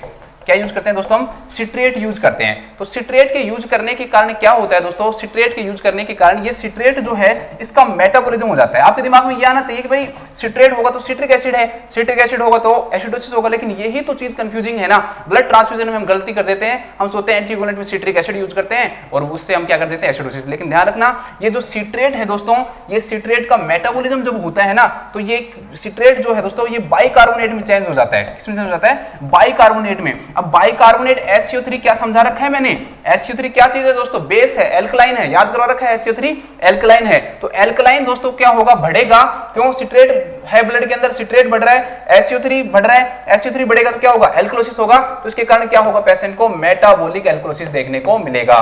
पेशेंट को क्या देखने को मिलेगा दोस्तों, मेटाबॉलिक एल्कोलिसिस जो है दोस्तों वो देखने को मिलता है। ठीक है, एक्चुअली में पीआरबीसी को स्टोर करने के लिए हम केमिकल यूज करते हैं दोस्तों। जो पीआरबीसी है उसे यूज करते हैं हम केमिकल। हो सकता है कि एग्जाम में आपकी बार डायरेक्टली जो क्वेश्चन है वो डायरेक्टली पूछ ले, CPDA। क्या यूज करते हैं दोस्तों, CPDA यूज करते हैं, जिसका नाम है सिट्रेट फोस्फेट डेक्सट्रोज एडिनिन। ठीक है, ये इस पीआरबीसी को दोस्तों 35 दिन तक सुरक्षित रखता है। कितने दिन तक, 35 दिन तक पीआरबीसी को क्या रखता है दोस्तों, सुरक्षित रखता है कि खराब नहीं हो। 35 दिन तक जो पीआरबीसी है दोस्तों क्या नहीं हो, खराब नहीं हो। इसके लिए हम क्या यूज करते हैं, पीआरबीसी के अंदर मेनली CPDA यूज करते हैं, जिससे सिट्रेट फोस्फेट डेक्सट्रोज एडिनिन होता है। और इस सिट्रेट के अंदर क्या होता है दोस्तों, सिट्रिक एसिड होता है। इस सिट्रेट के अंदर क्या होता है दोस्तों, सिट्रिक एसिड होता है। एक चीज और यूज करते हैं आजकल हम, एक जो चीज हम यूज करें दोस्तों उसका नाम है SAGM जो यूज करते हैं दोस्तों, उसके यूज करने के कारण जो लाइफ जो है ना वो 35 से कितनी बढ़ जाती है दोस्तों, 42 दिन हो जाती है। ठीक है, हो सकता है दोस्तों कहीं पर ये क्वेश्चन पूछ ले, इसलिए मैंने इंक्लूड कर दिया। वैसे ये हमारे एसिड बेस से रिलेटेड नहीं है, सिर्फ सिट्रिक जो एसिड है ये वाला इंक्लूड है कि भाई यहाँ पर इसमें क्या होता है दोस्तों, सिट्रेट होता है। और ये सिट्रेट जो है दोस्तों ये फोस्फेट में चेंज हो जाता है, उसके कारण क्या होता है आपका, उसके कारण ये एल्कोलिसिस होता है। लेकिन फिर भी मान लो आपको ध्यान रखना चाहिए कि दो एडिटिव्स यूज करते हैं हम पीआरबीसी में, क्या तो CPDA यूज करेंगे या फिर क्या यूज करेंगे, SAGM। CPDA यूज करते हैं तो 35 दिन तक रहेगा, और SAGM यूज करेंगे तो दोस्तों वो 42 दिन तक आपका रहता है। तो SAGM के अंदर क्या आता है, S4 आता है दोस्तों, सेलाइन। S4 क्या आता है आपका, सेलाइन आता है। इसके बाद A4, वहां पर भी एडिनिन था, यहां पर भी क्या आएगा दोस्तों, आपका एडिनिन ही आएगा। और G4 यहां पर आएगा दोस्तों, ग्लूकोज। G4 क्या आएगा, ग्लूकोज। M4 यहां पर आएगा, मैनिटोल। इन सब का मिक्सचर होता है। ये जो सॉल्यूशन है दोस्तों ये क्या कहलाता है, SAGM कहलाता है, जिससे पीआरबीसी का जो सेल्फ लाइफ जो होती है दोस्तों, सेल्फ लाइफ बोलते हैं इसको हम, सेल्फ लाइफ जो होती है तो वो बढ़ जाती है। और कितने दिन हो जाती है, 42 दिन हो जाती है, 35 दिन की जगह अगर हम क्या यूज करते हैं, SAGM। लेकिन मोस्ट कॉमनली क्या यूज किया जाता है दोस्तों, CPDA यूज किया जाता है। इस CPDA के अंदर सिट्रिक एसिड होता है, और ये जो सिट्रिक जो एसिड होता है दोस्तों, ये इसका मेटाबॉलिज्म हो जाता है ब्लड में, बाइकार्बोनेट में चेंज हो जाता है ये। और ये बाइकार्बोनेट जब बढ़ेगा दोस्तों तो मेटाबॉलिक एल्कोलिसिस होगा। इसमें मैंने इसलिए टाइम दिया दोस्तों, कंफ्यूजिंग है। हमेशा ब्लड ट्रांसफ्यूजन को एसिडोसिस में कंसीडर कर लिया जाता है, और वहां पर आप गलती कर देते हो। तो यहां पर आपको ये चीजें दोस्तों भूलनी नहीं है, ध्यान रखना है। तो सिंपल हो गया, blood transfusion, increase citric acid, citric को आगे एरो लगा के लिखना, इंक्रीज बाइकार्बोनेट, बस इंक्रीज बाइकार्बोनेट, बस समझ लेना इसको। नेक्स्ट दोस्तों इसमें बताऊंगा ही नहीं मैं, इनडाइजेशन ऑफ बाइकार्बोनेट। अगर आपने फूड में ज्यादातर बाइकार्बोनेट लिए या आपको IV लगा दिया गया, आपकी बॉडी के अंदर बाइकार्बोनेट ज्यादा दे दिए गए, तो बाइकार्बोनेट तो मैंने आपको पहले बता रखा है, SiO3 क्या है दोस्तों, बाइकार्बोनेट है। और SiO3 के अंदर क्या, SiO3 बढ़ेगा तो एल्कोलिसिस होगा। तो सिंपल सी बात है कि अगर आप ज्यादा मात्रा में आप बाइकार्बोनेट लोगे दोस्तों तो सीधा आपको क्या होगा, एल्कोलिसिस होगा, जो कि कौन से प्रकार का होगा, मेटाबॉलिक होगा। इसके बाद दोस्तों है डाईयूरेटिक्स। डाईयूरेटिक्स लेने से भी क्या होता है दोस्तों, जो हाइड्रोजन जो आयंस है या एसिड जो होते हैं दोस्तों, ये क्या होते हैं, एक्सक्रीट हो जाते हैं बॉडी से। क्या हो जाते हैं, एक्सक्रीट हो जाते हैं। तो हाइड्रोजन आयंस जब एक्सक्रीट होंगे तो हाइड्रोजन आयन एसिड्स हैं, एसिड के बाहर जाने से जो पीएच बनेगी वो कैसी बनेगी, एल्कलाइन बनेगी। तो डाईयूरेटिक्स के यूज से क्या होगा दोस्तों, एल्कलाइन पीएच बनेगी। इसके बाद नेक्स्ट है ई फॉर एक्सेसिव वोमिटिंग। तो जो स्टोमक जो होता है दोस्तों, स्टोमक का जो कंटेंट होते हैं वो एसिडिक होते हैं। ठीक है। ये एसिडिक पीएच होती है इसकी लगभग 1.5 से 3 पीएच होती है। कितनी कम पीएच है, सोचो आप, इतनी कम पीएच है। अगर वोमिटिंग होगी तो ये कंटेंट आउट होंगे, तो एसिड आउट हो रहा है, एसिड बॉडी से आउट हो रहा है, तो क्या चीज ज्यादा बढ़ेंगे दोस्तों, एल्कलाइन बढ़ेगा, तो SCO3 बढ़ता है, तो SCO3 बढ़ेगा, एल्कलाइन बढ़ेगा दोस्तों, क्या होगा, एल्कलोसिस होगा। तो ये दोनों चीजें याद रखनी है आपको कि अगर क्या याद रखना है दोस्तों, दोनों चीजें आपको याद रखनी है कि अगर वोमिटिंग होगी तो एसिड बाहर जाएगा, तो क्या होगा दोस्तों, मेटाबॉलिक एल्कलोसिस होगा। और अगर डायरिया होगा दोस्तों, तो एल्कलाइन कंटेंट बाहर जाएगा, तो क्या होगा, एसिडोसिस होगा। ये दोनों चीजें ध्यान रखना है, कंफ्यूज मत हो जाना दोनों में, ठीक है। डायरिया में मेटाबॉलिक एसिडोसिस होगा और यहां पर क्या होगा दोस्तों, मेटाबॉलिक एल्कलोसिस होगा। ये चीजें ध्यान रखना दोनों आप, ठीक है। तो ये आपके कोचेज हो गए। हबाइड हमने पढ़ लिया, हबाइड को अल्का भी कहते हैं, एल्कलोसिस से याद रख लेना, हबाइड इज अल्का, एल्कलोसिस होगा हबाइड में, ठीक है। वो जो लड़की है जिसने हमने हबाइड कहा था, हबाइड का नाम अल्का भी है, तो एल्कलोसिस याद रहेगा आपको थोड़ा सा, है ना। अगर भूल भी जाओ तो आपको याद रखना है इसको, ये ट्रिक है, ये याद रखना है। तो 2 ट्रिक पढ़ ली हमने, फैटी डिसआर्म के बारे में हमने बात कर ली, और हमने किसके बारे में बात कर ली दोस्तों, हबाइड के बारे में हमने बात कर ली है। हबाइड में एल्कलोसिस होगा, यहां पर मेटाबॉलिक एसिडोसिस होगा, यहां पर मेटाबॉलिक एल्कलोसिस होगा। इसके बाद हम बात करते हैं दोस्तों हमारी बाइक की। अब हमारी बाइक है दोस्तों, उसका नाम है अपाची।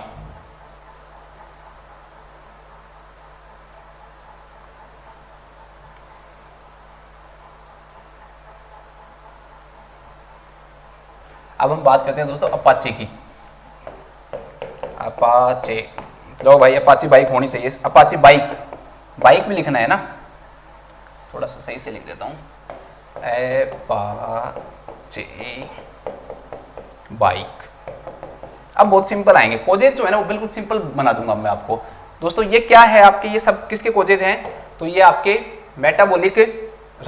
रेस्पिरेटरी एसिडोसिस के सब क्या कोजेज हैं दोस्तों, रेस्पिरेटरी एसिडोसिस के कोजेज है, ध्यान रखना, बताने की जरूरत नहीं पड़े किसी कोजेज है, रेस्पिरेटरी एसिडोसिस कोजेज है। पहली बात दिमाग में बैठा लो, मैंने आपको पहले भी बताया दोस्तों, पहली चीज तो एसिडोसिस है, तो जो पीएच है दोस्तों वो 7.35 से क्या होगी, इसमें कम होगी। और दूसरा दोस्तों मैंने आपको क्या बताया था कि CO2 को आप एसिड मानो, बस सिंपल सा ध्यान रखो कि CO2 क्या है दोस्तों, एसिड है। क्यों, एक्चुअली में बॉडी के अंदर जब CO2 बढ़ता है ना, तो ये CO2 H2O के साथ रिएक्ट करता है, और H2O के साथ जब रिएक्ट करता है ना, तो ये दोस्तों H2CO3 बनाता है, ठीक है, कार्बोनिक एसिड बनाता है। अब कार्बोनिक एसिड क्या है दोस्तों, एक एसिड ही तो है ना, इसलिए जब भी कार्बन डाइऑक्साइड बढ़ेगी तो ये कार्बोनिक एसिड बढ़ेगा, और कार्बोनिक एसिड बढ़ेगा तो एसिडोसिस बढ़ेगी। तो इसलिए ध्यान रखना दोस्तों हमेशा कि हमारी बॉडी के अंदर किसी भी कंडीशन में अगर CO2 बढ़ती है तो सिंपल सा बस लाइन में बैठा लो, CO2 इज एसिड, बस एक लाइन याद रखो, CO2 इज एसिड। इतना काम आएगी ये लाइन आपको कि आप है ना कहोगे कि हाँ सर सारे क्वेश्चन इसी से सोल्व होंगे। जब मैं आपको एसिड बेस इंबैलेंस की वैसे क्वेश्चन कराऊंगा ना, पीएच PCO2 ये दे रखी है, ये लाइन बहुत इंपॉर्टेंट है कि CO2 इज एसिड, बस याद रख लो, CO2 is acid, CO2 is acid, बस सिंपल सी बात रखो दोस्तों। एसिड है तो एक बात बताओ, इसमें CO2 कम होगी या बढ़ेगी, तो आप सिंपल सी बात में दोस्तों ये कहोगे कि हाँ सर अगर CO2 एसिड है तो एसिड तो बढ़ेगा एसिडोसिस में, तो यहाँ पर जो एसिड है दोस्तों वो बढ़ेगा, तो PCO2 है दोस्तों वो क्या होगी, इंक्रीज होगी। नॉर्मल लेवल कितना बताया था दोस्तों मैंने आपको, तो आप कहोगे सर 35 से 45 बताया था, तो इसका जो लेवल है PCO2 का वो इंक्रीज होगा more than 45 mm of Hg, ठीक है। 45 से क्या होगा दोस्तों, ज्यादा होगा। पीएच जो है वो 7.35 से क्या होगी दोस्तों, कम होगी, ठीक है। चलो अब हम बात करते हैं इसके कोजेज की, ये तो मैं आपको आगे भी पढ़ा दूंगा। मेन जो है यहाँ पर हम कोजेज की बात कर रहे हैं कि इसके अंदर जो दोस्तों कोजेज क्या क्या होते हैं। जिस भी डिजीज के अंदर दोस्तों CO2 बढ़ गई, समझ जाओ कि बस उसके अंदर एसिडोसिस हो गया। तो रेस्पिरेटरी जितने भी डिसऑर्डर्स दोस्तों आपको दिखे, चाहे वो एटिलेक्टिसिस दिखे, चाहे आपको दोस्तों अस्थमा दिखे, न्यूमोनिया दिखे, पल्मोनरी एम्बोलिज्म दिखे, न्यूमोथोरेक्स दिखे, ठीक है दोस्तों, ब्रोंकाइटिस दिखे, ब्रोंकाइलेक्टिसिस दिखे, कोई भी डिसऑर्डर आपको अगर दिख रहा है, सब में CO2 क्या होगी दोस्तों, रेस्पिरेटरी सिस्टम के अंदर क्या होगा, CO2 का डेवलपमेंट होगा, और CO2 बाहर नहीं निकल पाएगी। अगर CO2 बाहर नहीं निकल पाएगी दोस्तों तो एसिड बढ़ेगा तो CO2 के कारण बढ़ रहा है, तो क्या होगा, रेस्पिरेटरी एसिडोसिस होगा। देखो सारे देखते हैं, A फॉर एटिलेक्टिसिस, कोजेज भी बताने की जरूरत नहीं है यहाँ पे, एटिलेक्टिसिस, ये वाला A है, ये अस्थमा है। P फॉर दोस्तों पल्मोनरी एम्बोलिज्म है, पल्मोनरी एम्बोलिज्म हो, न्यूमोथोरेक्स हो, या दोस्तों आपके न्यूमोनिया हो। देखो बहुत सिंपल है, अब ज्यादा टफ नहीं आएगा इसमें सारे, ठीक है। यहां पर अस्थमा आ गया, इसके बाद सी है, सी में दो चीजें याद रखना, एक सेंट्रल नर्वस सिस्टम डिप्रेसेंट याद रखना, अभी और समझा दूंगा थोड़ा सा मैं आपको, और एक COPD याद रख लो। इसके बाद दोस्तों आपके आता है आपका H, तो यहां पर H4 आएगा दोस्तों कि भाई CO2 अगर हमारी बॉडी के अंदर दोस्तों ज्यादा बढ़ रही है, इसका मतलब क्या है, ऑक्सीजन का जो आउटपुट है ना, मतलब ऑक्सीजन का अंदर जाना, CO2 को बाहर जाना दोस्तों वो क्या हो गया, कम हो गया है। तो इसे हम किस नाम से जानते हैं, हाइपोवेंटिलेशन के नाम से जानते हैं। इसे हम किस नाम से जानते हैं दोस्तों, हाइपोवेंटिलेशन के नाम से जानते हैं। ठीक है दोस्तों, अगर हमारी बॉडी के अंदर CO2 बढ़ रही है तो हाइपोवेंटिलेशन है, और अगर ऑक्सीजन बढ़ रही है और CO2 बाहर नहीं निकल पा रही है दोस्तों, ठीक, ऑक्सीजन ज्यादा मात्रा में हो गई हमारी बॉडी के अंदर और CO2 है नहीं, तो उसे हम हाइपरवेंटिलेशन के नाम से जानते हैं। ना ऑक्सीजन का ज्यादा होना हाइपरवेंटिलेशन है, CO2 का ज्यादा होना क्या कहलाता है दोस्तों, हाइपोवेंटिलेशन कहलाता है। ठीक है, इसके बाद है दोस्तों E, तो E4 आपको सिंपल सा याद रखना है, एम्फाइसीमा। बाइक से रखना B फॉर बाइक, ठीक है, तो ब्रेन ट्रॉमा या ब्रोंकाइटिस हो या फिर ब्रोंकाइटेसिस हो, ब्रोंकाइलेक्टेसिस।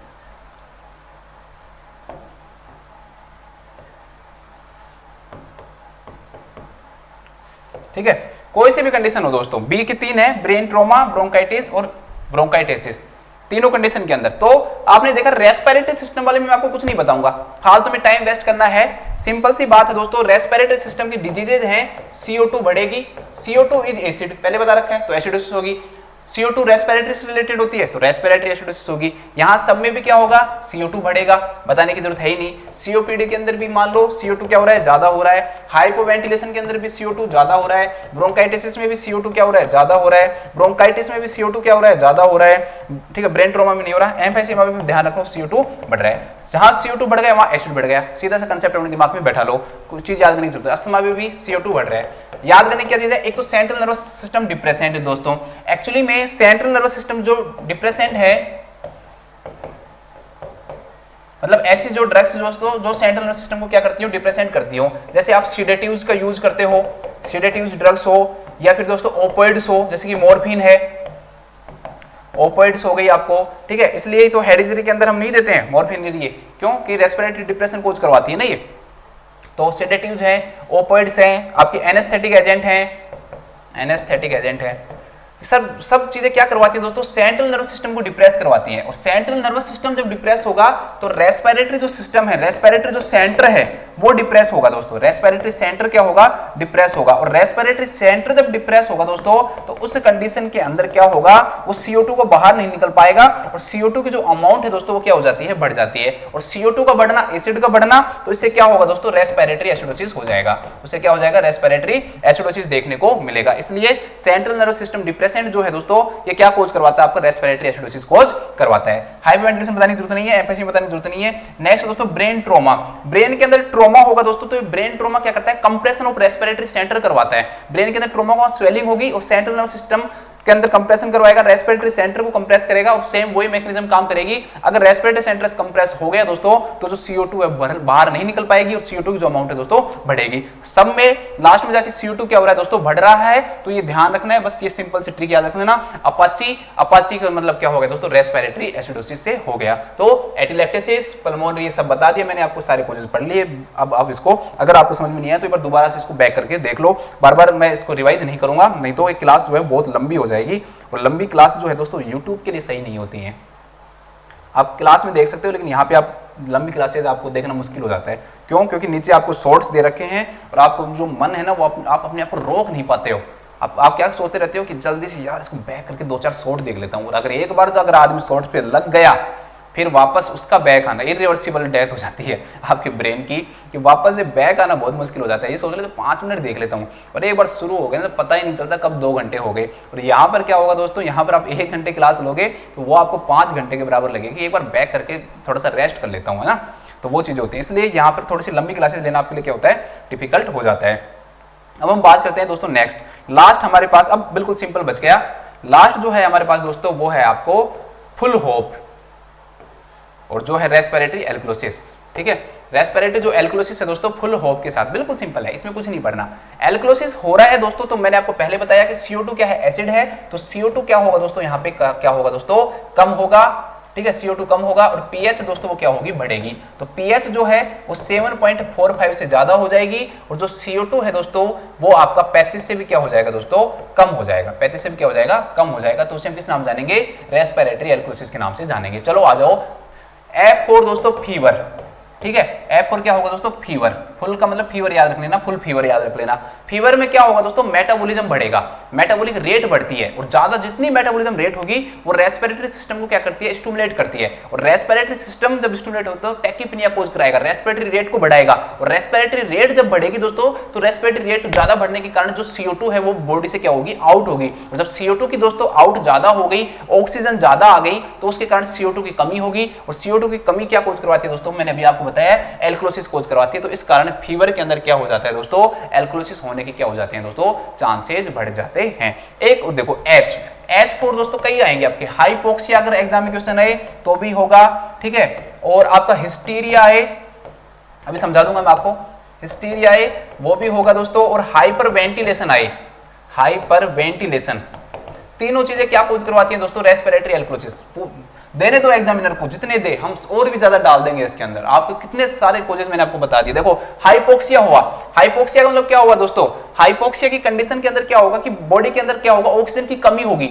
ऑक्सीजन की कमी होने से रेस्पिरेटरी सिस्टम स्टिमुलेट होगा और रेस्पिरेटरी सिस्टम स्टिमुलेट होकर कोज करवाएगा हाइपर वेंटिलेशन, मतलब वो कोशिश करेगा ज्यादा से ज्यादा क्या है, ऑक्सीजन आए। तो उसके कारण, डिफेंस के कारण दोस्तों, कंपनसेशन के कारण क्या होगा, हाइपोक्सिया में भी बाद में क्या देखने को मिलेगा, रेस्पिरेटरी एल्कोलिसिस देखने को मिलेगा। हाइपोक्सिया होगा, हाइपोक्सिया किसको स्टिमुलेट करेगा, रेस्पिरेटरी सेंटर को स्टिमुलेट करेगा। रेस्पिरेटरी सिस्टम रेस्पिरेटरी रेट को बढ़ाएगा, रेस्पिरेटरी रेट बढ़ेगा दोस्तों, ऑक्सीजन क्या हो जाएगी, ज्यादा होगी, CO2 की क्या आएगी, कमी आएगी। इसे हम किस नाम से जानते हैं, रेस्पिरेटरी एल्कोलिसिस के नाम से हम इसे जानते हैं। तो इसके कारण देखने को मिलेगा। हिस्टीरिया दोस्तों, हिस्टीरिया के अंदर क्या होता है, हिस्टीरिया एक साइकेट्रिक डिसऑर्डर है हिस्टीरिया के अंदर दोस्तों, ठीक है, एक न्यूरोटिक डिसऑर्डर है। इसके अंदर क्या होगा कि पेशेंट ऐसे दिखावा करेगा कि बहुत तेज उसको प्रॉब्लम हो रही है, तो वो क्या करता है दोस्तों, हिस्टीरिया में विगरस ब्रीथिंग करता है, फोर्सफुल ब्रीथिंग करेगा, जोर जोर से ब्रीथिंग करके दोस्तों क्या करेगा कि जो CO2 है दोस्तों उसको बाहर निकालेगा, ऑक्सीजन को अंदर लेगा। तो उसके कारण क्या होगा, जो CO2 बाहर निकल जाती है, विगरस ब्रीथिंग, ऐसे ऐसे जोर जोर से ब्रीथिंग करेगा दोस्तों। उससे क्या होगा, इस हिस्टीरिया के कारण क्या होगा दोस्तों, CO2 है वो बाहर आउट होगी ज्यादा और ऑक्सीजन क्या होगा दोस्तों, अंदर आएगा। तो ऑक्सीजन के इन होने के कारण, CO2 के आउट होने के कारण सेम वही कंडीशन बनेगी आपकी, क्या होगा दोस्तों, रेस्पिरेटरी एल्कोलिसिस होगा। हाइपर वेंटिलेशन आपको बताने की जरूरत नहीं है, अगर आप ज्यादा मात्रा में ऑक्सीजन दे दोगे तो CO2 की कमी होगी। CO2 की कमी भी नुकसान पहुंचाती है हमें, क्या कोज करवाती है, रेस्पिरेटरी एल्कोलिसिस कोज करवाती है, ठीक है। यहां पर भी सेम हाइपर वेंटिलेशन की तरह ही है, फिर भी मैंने डाल दिया over ventilation by mechanical ventilator. जो वेंटिलेटर्स यूज करते हैं ना, अगर उसके अंदर हमने ज्यादा ऑक्सीजन दे दी तो वही चीज करवाएगी, CO2 की कमी हो जाएगी और ऑक्सीजन ज्यादा हो जाएगी। क्या कोज करवाएगा दोस्तों, रेस्पिरेटरी एल्कोलिसिस कोज करवाएगा, ठीक है। क्या कोज करवाएगा, आपको रेस्पिरेटरी एल्कोलिसिस कोज करवाएगा। और लास्ट और मोस्ट इंपोर्टेंट P है, P4 दोस्तों, पेन। दर्द ज्यादा होगा दोस्तों, पेन ज्यादा होता है ना, तो पेन क्या काम करता है दोस्तों, आपकी मेटाबॉलिज्म को इंक्रीज करता है, रेस्पिरेटरी जो सिस्टम है उसको स्टिमुलेट करता है। और ये सारी चीजें जब स्टिमुलेट होती हैं तो वही चीजें होगी दोस्तों, हाइपर वेंटिलेशन होगा, ऑक्सीजन जो है दोस्तों बॉडी के अंदर आएगी और CO2 बाहर निकलेगी। तो पेन भी क्या कोज करवाएगा, रेस्पिरेटरी एल्कोलिसिस कोज करवाएगा। तो हमारे जो भाई साहब हैं, ये जो फोटो है उसने हमें सारे कोजेज हैं खुद बता दिए।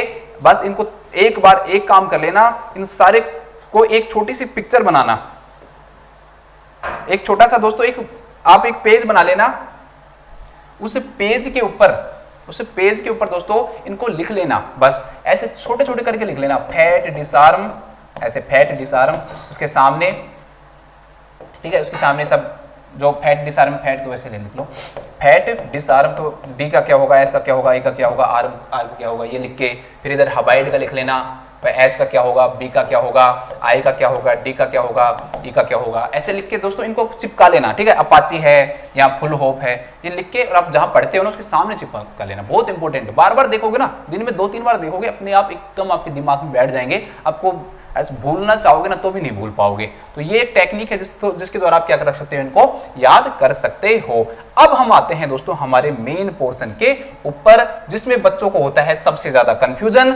इसके जो क्वेश्चंस जो है दोस्तों उनके बारे में बात करेंगे, कैसा भी क्वेश्चन हो सब क्वेश्चन के बारे में बात करेंगे। सबसे पहले क्वेश्चन पढ़ाने से पहले दोस्तों मैं आपको एक बार आपका जो बेसिक है दोस्तों वो क्लियर करना चाहता हूं। अगर ये बेसिक आपने पढ़ लिया ना, बस फिर आपको कुछ नहीं पढ़ना, 3-4 चीजें बताऊंगा, जो चीजें बता दी ना उनको वापस बताऊंगा, बस फिर आपको कुछ भी पढ़ने की जरूरत नहीं है। कैसे, देखो दोस्तों, हमने बात की, सबसे पहले हम बात करेंगे दोस्तों पीएच की। कोई भी क्वेश्चन देगा उसके अंदर पीएच देगा, आपको पीएच देखनी है क्या, तो पीएच 7.35 टू 7.45 दे रखी होगी। अगर दोस्तों ये पीएच दे रखी है ना, तो इसका मतलब पीएच क्या है दोस्तों, ये नॉर्मल है। ये पीएच क्या है दोस्तों, नॉर्मल है। ठीक है, नेक्स्ट दोस्तों पीएच के बाद में आपको याद रखनी है सिर्फ दो चीजें, एक याद रखना है दोस्तों SCO3 और एक याद रखना है आपको दोस्तों PCO2। ठीक है, एक SCO3 याद रखना है, एक आपको क्या याद रखना है दोस्तों, PCO2 याद रखना है। फिर क्या याद रखना है, इनके नॉर्मल लेवल याद रखना है। PCO2 का सिंपल यहां से ले लो 35 से 45 mm of Hg।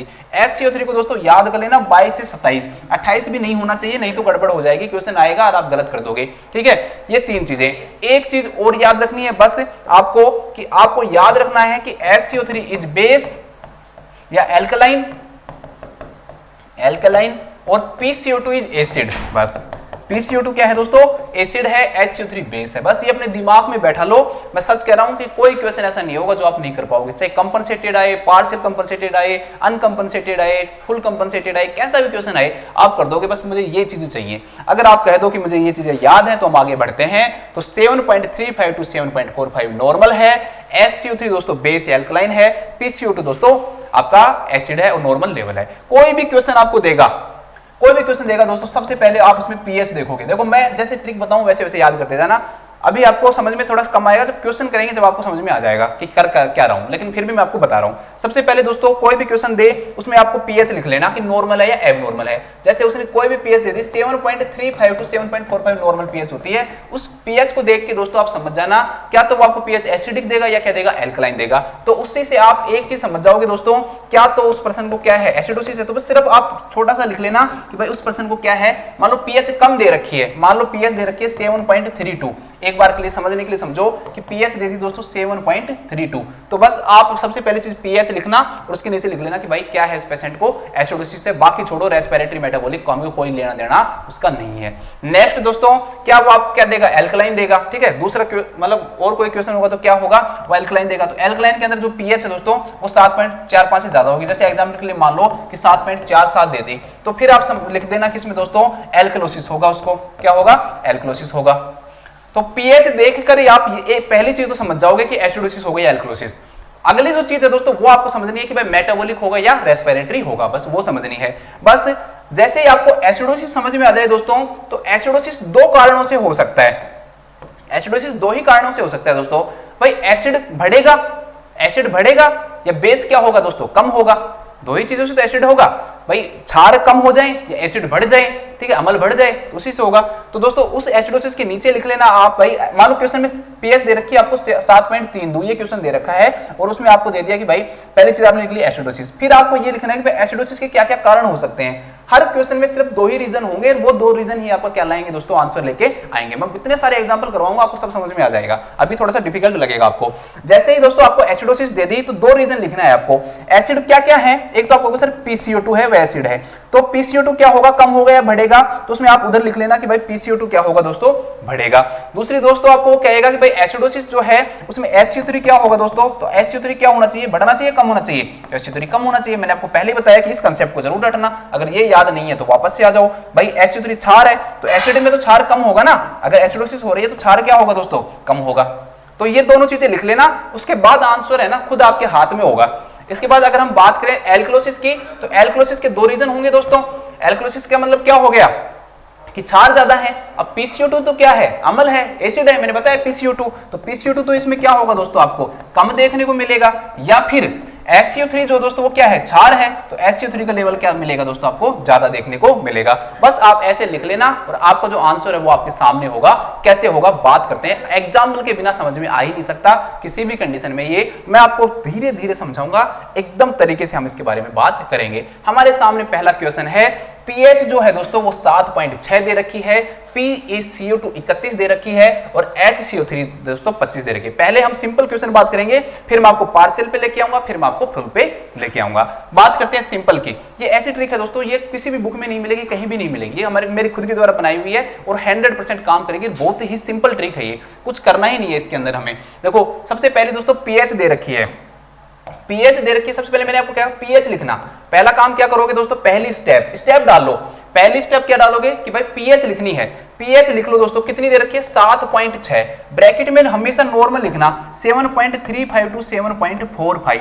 अब 7.6 है दोस्तों, 7.4 से कम है या ज्यादा है तो आप कहोगे सर ये क्या है, ज्यादा है, तो इसके नीचे बड़े बड़े अक्षरों में लिख देना कि इस पेशेंट को, एक चीज तो मुझे समझ में आ गई दोस्तों कि ये एल्कलोसिस है।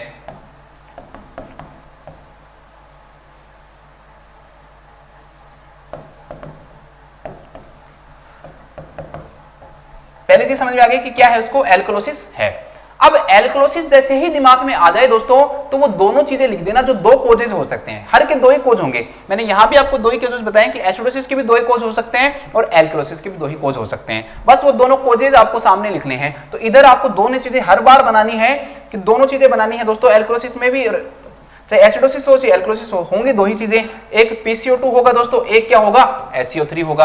अब बस ये याद रखना है भाई एल्कलोसिस के अंदर PCO2 का लेवल बढ़ेगा या कम होगा, तो सिंपल सी याद रख लो, एल्कलोसिस का मतलब क्या हो गया दोस्तों, बेस हो गया, क्षार हो गया, और CO2 तो एसिड है, तो मतलब CO2 बढ़ेगा तो एसिडोसिस बढ़ेगी। लेकिन यहां तो CO2 क्या होगा दोस्तों, कम होगा ना, क्यों, क्योंकि ये तो एसिड है। तो एल्कलोसिस अगर उस पेशेंट को हो रहा होगा तो उसके PCO2 का लेवल क्या होगा दोस्तों, कम देखने को मिलेगा।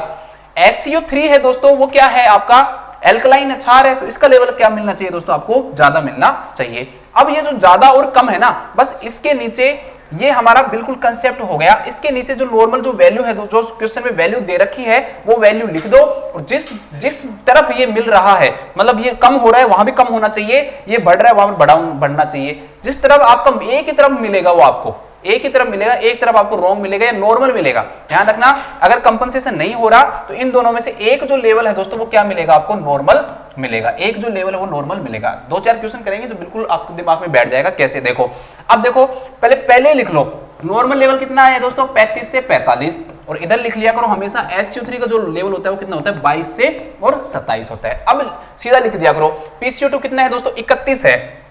इस पेशेंट का PCO2 कितना है, 31 है। अब आप ये बताओ कि ये बढ़ रहा है या कम हो रहा है, कम हो रहा है। हमने इधर भी क्या बात की थी कि हमारा PCO2 का लेवल क्या होना चाहिए दोस्तों, कम होना चाहिए। इधर भी हमें क्या देखने को मिल रहा है, कम देखने को मिल रहा है। SCO3 दोस्तों वो 22 से 27 है, वो क्या है दोस्तों 25 है, और 25 के आगे लिख लो ये दोस्तों क्या है, नॉर्मल है। इसका मतलब कि यहां पर तो भाई कोई चेंज हुआ ही नहीं, क्यों, SCO3 तो नॉर्मल है। अगर मान लो कि SCO3 से रिलेटेड होता तो वो मेटाबॉलिक से रिलेटेड होता। मैंने आपको ये भी पहले बता रखा है कि SCO3 इज मेटाबॉलिक और PCO2 is respiratory. PCO2 is respiratory.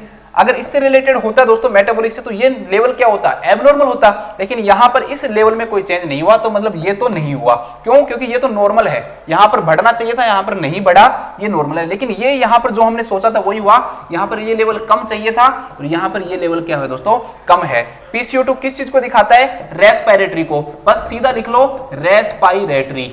क्या लिख लो, रेस्पिरेटरी। इधर क्या हो रहा है दोस्तों, रेस्पिरेटरी में एल्कलोसिस। क्वेश्चन का आंसर क्या हो जाएगा दोस्तों, रेस्पिरेटरी एल्कलोसिस हो जाएगा। क्या हो जाएगा, रेस्पिरेटरी एल्कलोसिस। और एग्जांपल देखेंगे समझ में आ जाएगा। ध्यान रखना, अगर कंपनसेशन नहीं हो रहा तो दूसरी जो वैल्यू है ना वो आपको हमेशा नॉर्मल मिलेगी। चाहे मान लो अगले क्वेश्चन में मान लो मेटाबॉलिक एसिडोसिस आ जाए तो इधर ये नॉर्मल लेवल मिलेगा। दोनों में से एक जो लेवल है ना दोस्तों वो आपको पक्का क्या मिलेगा, नॉर्मल मिलेगा, अगर कंपनसेशन नहीं है तो अनकंपनसेटेड है ये। ठीक है, हम जो सिंपल लिख दिया ना हमने कि रेस्पिरेटरी एल्कलोसिस, एक्चुअली में ये अनकंपनसेटेड रेस्पिरेटरी एल्कलोसिस, कोई कंपनसेशन नहीं हुआ। जब कंपनसेशन की बात करेंगे, जब और आपको अच्छे से समझाऊंगा मैं डिटेल में कि क्यों इनका लेवल, दोनों का लेवल चेंज हो जाता है, उसके बारे में बात करेंगे। नेक्स्ट क्वेश्चन देखते हैं। इस क्वेश्चन का आंसर हो जाएगा कि कोई कंपनसेशन नहीं हुआ, सिंपल पेशेंट को क्या हुआ है, रेस्पिरेटरी एल्कलोसिस हुआ है। चलो नेक्स्ट क्वेश्चन देखते हैं। बस कंसेप्ट वाइज चलना, पहले पीएच लिखनी है, पीएच को देख के ये लिखना है कि एसिडोसिस हो रहा है या एल्कलोसिस, फिर उसके दोनों रीजन पहले ही लिख लेने हैं आपको कि भाई एल्कलोसिस में क्या तो PCO2 कम होगा या फिर SCO3 बढ़ेगा। फिर जो चीजें मैच कर रही हैं, देखो मैच कर रही है, ये भी कम हो रहा है, ये भी कम हो रहा है। हमने सोचा था कि ये कम होगा, हाँ इधर कम हो रहा है, ये यहाँ पर क्या कर रहा है, हमारा मैच कर रहा है। यहाँ पर ये बढ़ रहा था लेकिन ये बढ़ा नहीं, मतलब ये मैच नहीं कर रहा, तो ये तो नहीं होगा, ये होगा, तो ये होगा, तो ये PCO2 is respiratory. PCO2 is respiratory, ये आपको ध्यान रखना है कि PCO2 अगर कभी भी होगा तो वो रेस्पिरेटरी होगा। SCO3 के अंदर कोई भी चीज चेंज होगी तो वो क्या होगा दोस्तों, मेटाबॉलिक होगा। PCO2 हमेशा रेस्पिरेटरी होगा, मेटाबॉलिक हमेशा, SCO3 क्या होगा, मेटाबॉलिक होगा। बस ये दिमाग में बैठा लो। ये वाला जो चार्ट है इसको अच्छे से बना लेना, अपने याद कर लेना कि भाई ये कंसेप्ट है, इसी से सारे क्वेश्चन सोल्व होंगे। इसको बना लिया तो आपके हर क्वेश्चन सही होगा। चलो नेक्स्ट क्वेश्चन देखते हैं। वही चीज पीएच 7.5 दे रखी है, PaCO2 40 दे रखा है, SO3 आपको दे रखा है दोस्तों 34। ठीक है, चलो करते हैं। सबसे पहले काम क्या करोगे, पहला काम लिखोगे पीएच के नॉर्मल लिखोगे ब्रैकेट में, हमेशा करना वही है 7.35 से 7.45। ठीक है, अब देखो पीएच कितनी दे रखी है दोस्तों, 7.5 दे रखी है, तो एसिडोसिस होगा या एल्कलोसिस होगा, तो आपको होगा सर सिंपल सी बात है एल्कलोसिस होगा। एसिडोसिस क्यों होगा, तो सिंपल सा लिख लो यहाँ पे कि उस पेशेंट को क्या होगा दोस्तों, एल्कलोसिस होगा। क्यों, क्योंकि 7.45 से ज्यादा हो गई। अब एल्कलोसिस के दो रीजन हो सकते हैं, हर में दो रीजन आएंगे, क्या PaCO2 होगा या SO3 होगा। अब देखो अगर एल्कलोसिस हो रहा है तो PaCO2 का लेवल बढ़ा हुआ मिलेगा या कम, तो मैं CO2 इज एसिड, CO2 क्या है दोस्तों, एसिड है, तो एसिड का लेवल क्या मिलेगा, कम मिलेगा। क्षार का लेवल क्या मिलेगा, ज्यादा मिलेगा, तो SO3 का लेवल क्या मिलेगा दोस्तों, बढ़ा हुआ मिलेगा।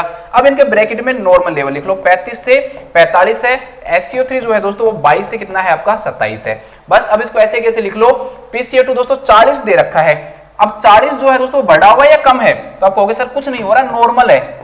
ये क्या है दोस्तों, नॉर्मल है, तो जो हमने सोचा था वो हुआ नहीं हुआ, तो मतलब कि ये वाला तो यहाँ पे नहीं होगा, रेस्पिरेटरी कोई भी चेंजेस नहीं हुआ। क्यों, रेस्पिरेटरी चेंजेस तो नॉर्मल दे रखा है हमें, चेंजेस यहाँ हुआ होगा। देखो 22 से कितना होना चाहिए 27, यहाँ पर SO3 कितना है दोस्तों 34, बढ़ा है या कम हुआ है, बढ़ा है। हमने इधर भी क्या सोचा था बढ़ेगा, यहाँ भी बढ़ गया, तो डब्बा मिल गया, ये मिल गया दोस्तों। हमारी चीजें मिलनी चाहिए, इधर बढ़ा हुआ सोचा है तो इधर भी बढ़ा हुआ ही मिलना चाहिए, इधर बढ़ा हुआ अगर हमने सोचा है तो इधर भी हमें बढ़ा हुआ ही मिलना चाहिए। तो दोस्तों इसमें भी बढ़ा हुआ है, यहाँ पे भी बढ़ा हुआ है, तो यही चेंज हुआ है। SO3 हमेशा क्या होता है, मेटाबॉलिक। SO3 हमेशा क्या होता है दोस्तों, मेटाबॉलिक, तो यहाँ पर ये मेटाबॉलिक है, और एल्कलोसिस हमने पहले पढ़ लिया, क्या हुआ है दोस्तों, मेटाबॉलिक एल्कलोसिस। दूसरा लेवल क्या है, नॉर्मल है। अगर दूसरा लेवल नॉर्मल है तो हमेशा क्या होगा, कोई कंपनसेशन नहीं हुआ, अनकंपनसेशन, नॉन कंपनसेटेड, कोई कंपनसेशन नहीं हुआ। सिंपल क्या है दोस्तों, मेटाबॉलिक एल्कलोसिस है। चलो अभी भी समझ में नहीं आया, नेक्स्ट क्वेश्चन देखो। नेक्स्ट क्वेश्चन दोस्तों, सबसे पहले अपने को दे रखे पीएच 7.1, PaCO2 70 और SO3 दे रखे दोस्तों आपको 24। वही काम, सबसे पहले पीएच लिख लो, पीएच दे रखी है दोस्तों 7.1, 7.1 दे रखी है। पहली चीज लिखो कि भाई एसिडोसिस है या एल्कलोसिस, तो पीएच जो नॉर्मल है वो लेवल लिख लो 7.35 से लेकर 7.45। 7.35 से कम है या ज्यादा है, तो आप कहोगे सर कम है। सिंपल सी बात है कि पेशेंट को क्या है दोस्तों, एसिडोसिस है। एसिडोसिस के दोस्तों दो रीजन हो सकते हैं, मैंने आपको पहले भी बता दिया कि हमेशा याद रखना है कि भाई PaCO2 और SO3 है ना, उनके अंदर ही क्या होगा, चेंज होगा, वही चीजें हमें एसिडोसिस करवाएगी। तो मैंने आपको पहले बता दिया PaCO2 क्या है दोस्तों, CO2 इज एसिड, तो एसिडोसिस होगा तो PaCO2 का लेवल बढ़ा हुआ मिलना चाहिए, या फिर SO3 का लेवल क्या मिलना चाहिए दोस्तों, हमें SO3 क्षार है तो इसका लेवल कम मिलना चाहिए। अब जो मिल जाए हमें, डब्बे से डब्बा हमारा मिल जाए, हमें जो बढ़ा हुआ मिल गया उधर भी बढ़ा हुआ, वही क्या हो जाएगा, चेंजेस हो जाएगा। चलो देखते हैं PaCO2 कितना होता है दोस्तों, 35 से 45 होता है, SO3 22 से 27 होता है। चलो आ जाओ, PaCO2 कितना दे रखा है दोस्तों, 70 दे रखा है, बड़ा है या कम है, तो उसके आगे लिख लो दोस्तों बड़ा है, 45 से ज्यादा है, तो ये डब्बा हमारा क्या हो गया दोस्तों, बिल्कुल मैच हो गया, इधर भी बड़ा है इधर भी बड़ा है। इधर देखो SO3 दोस्तों 22 से 27 होना चाहिए, कितना है दोस्तों 24 है, मतलब कि नॉर्मल है। ठीक है, दूसरा नॉर्मल है, मतलब कोई भी कंपनसेशन नहीं हुआ है, सिंपल सी बात है, कुछ नहीं हुआ, बस ये याद रखो नॉर्मल है तो ये हुआ होगा। PaCO2 हमेशा किस चीज को दिखाता है, तो रेस्पिरेटरी को दिखाता है, तो यहां पर ये क्या हो जाएगा दोस्तों, रेस्पिरेटरी एसिडोसिस हो जाएगा। बस इसका आंसर क्या हो जाएगा, रेस्पिरेटरी एसिडोसिस का क्या हो जाएगा दोस्तों, आंसर हो जाएगा, रेस्पिरेटरी एसिडोसिस का क्या हो जाएगा, आंसर हो जाएगा, और अनकंपनसेटेड होगा, कोई कंपनसेशन नहीं हुआ। जब हम कंपनसेशन पढ़ेंगे तब आपको और समझ में आ जाएगा, मैं वहां पे बताऊंगा कि वहां पर दोनों का लेवल चेंजेस होते हैं, एबनॉर्मल होता है, क्या होता है वो सब बात करेंगे। नेक्स्ट क्वेश्चन और देख लेते हैं, क्वेश्चंस बार बार करेंगे ना तो समझ में आ जाएगा। वही चीजें पीएच लिख लो, पीएच जो है दोस्तों वो दे रखी है अपने को 7.57, नॉर्मल जो लेवल होता है वो 7.35 से और 7.45 होता है। अब ये 7.45 से ज्यादा है या कम है, तो आप कहोगे सर ज्यादा है, ज्यादा होगा तो इसे क्या बोलेंगे दोस्तों, एल्कलोसिस बोलेंगे, एल्कलोसिस। एल्कलोसिस में दोस्तों दो ही चीजें हो सकती हैं, वही सेम चीजें लिखनी है, जो चीजें हो सकती हैं उनको आप पहले ही लिख लो ताकि क्वेश्चन गलती नहीं हो। ठीक है, तो एल्कलोसिस होगा तो PaCO2 का लेवल क्या मिलेगा दोस्तों, कम। क्यों, CO2 is acid, SO3 base, और SO3 का लेवल क्या मिलना चाहिए दोस्तों, बढ़ा हुआ मिलना चाहिए। चलो क्वेश्चन में देखते हैं, PaCO2 कितना दे रखा है दोस्तों, 37 दे रखा है, नॉर्मल लेवल कितना होता है दोस्तों, 35 से 45। भाई 37 है तो इसका मतलब दोस्तों ये क्या है, नॉर्मल है, तो ये तो यहाँ पे हुआ नहीं। SCO3 का लेवल क्या मिलना चाहिए दोस्तों, बढ़ा हुआ मिलना चाहिए। SCO3 नॉर्मल कितना है दोस्तों, 22 से 27 है। क्वेश्चन में कितना दे रखा है दोस्तों, 30। 30 क्या है, बढ़ा हुआ। यहां पर बढ़े हुए से बढ़ा हुआ क्या हो गया, मिल गया। डब्बे से डब्बा मैच हो गया, मैच हो गया तो यही है। ये क्या है, SCO3 किस चीज को दिखाता है, मेटाबॉलिक को। अगर ये PCO2 होता है अगर इसका आंसर, तो वो किसको दिखाता है, रेस्पिरेटरी को। ठीक है, तो यहां पर क्या हो गया दोस्तों आंसर, मेटाबॉलिक एल्कलोसिस। कोई कंपनसेशन हुआ है नहीं, क्यों, क्योंकि ये लेवल क्या है, नॉर्मल है। अगर कभी कोई भी कंपनसेशन होगा ना, अगर हम बात करेंगे आगे, तो ये दोनों ही लेवल क्या मिलेंगे दोस्तों, एबनॉर्मल मिलेंगे। क्वेश्चन करेंगे तो समझ में आ जाएगा। चलो बात करते हैं नेक्स्ट क्वेश्चन देखते हैं। क्वेश्चन सोल्व करेंगे तो समझ में आएगा आपको बिल्कुल। नेक्स्ट दे रखा है दोस्तों पीएच 7.61। सबसे पहले पीएच लिख लो, नॉर्मल है 7.35 से 7.45। दोस्तों 7.61 दे रखी है तो बढ़ी हुई है। बढ़ी हुई जो पीएच है दोस्तों क्या कहलाती है, एल्कलोसिस। एल्कलोसिस के दो ही रीजन हो सकते हैं दोस्तों, क्या हो सकता है, क्या तो PaCO2 है उसका लेवल कम मिलेगा, या फिर दोस्तों HCO3 है उसका लेवल क्या मिलेगा दोस्तों, बढ़ा हुआ मिलेगा। चलो नीचे लिख लो, PaCO2 कितना है, 35 से 45 है। SCO3 कितना है दोस्तों, 22 से 27 मिली इक्विवेलेंट पर लीटर है। यहां पर 35 से 45 है, तो PaCO2 दोस्तों कितना दे रखा है, 22 दे रखा है। 22 है दोस्तों, कम हुआ या बढ़ा है, आप कहोगे सर कम हुआ है। ठीक है, यहां पर भी हमने कम ही सोचा था, यहां पर भी क्या हुआ दोस्तों, कम हुआ है। तो कम से कम डब्बा क्या हो गया हमारा, मैच हो गया। चलो फिर भी इसको भी हम देखेंगे, ऐसे नहीं है कि देखना नहीं है, आपको छोड़ना नहीं है। मतलब SCO3 दोस्तों 22 से 27 है, 25 दे रखा है, मतलब कि दोस्तों ये क्या है, नॉर्मल है। तो ये तो हुआ नहीं, यही हुआ है। PaCO2 किस चीज को दिखाता है दोस्तों, तो आप कहोगे सर ये रेस्पिरेटरी को दिखाता है। तो पेशेंट को क्या हुआ है दोस्तों, रेस्पिरेटरी एल्कलोसिस हुआ है। पेशेंट को क्या हुआ है, रेस्पिरेटरी एल्कलोसिस हुआ है। चलो नेक्स्ट पढ़ते हैं। नेक्स्ट क्वेश्चन दे रखा है दोस्तों, पीएच जो है हमारे सामने वो है 7.2। पीएच कितनी है दोस्तों, 7.2 है। 7.2 है। नॉर्मल पीएच कितनी होती है, 7.35 से लेकर 7.45।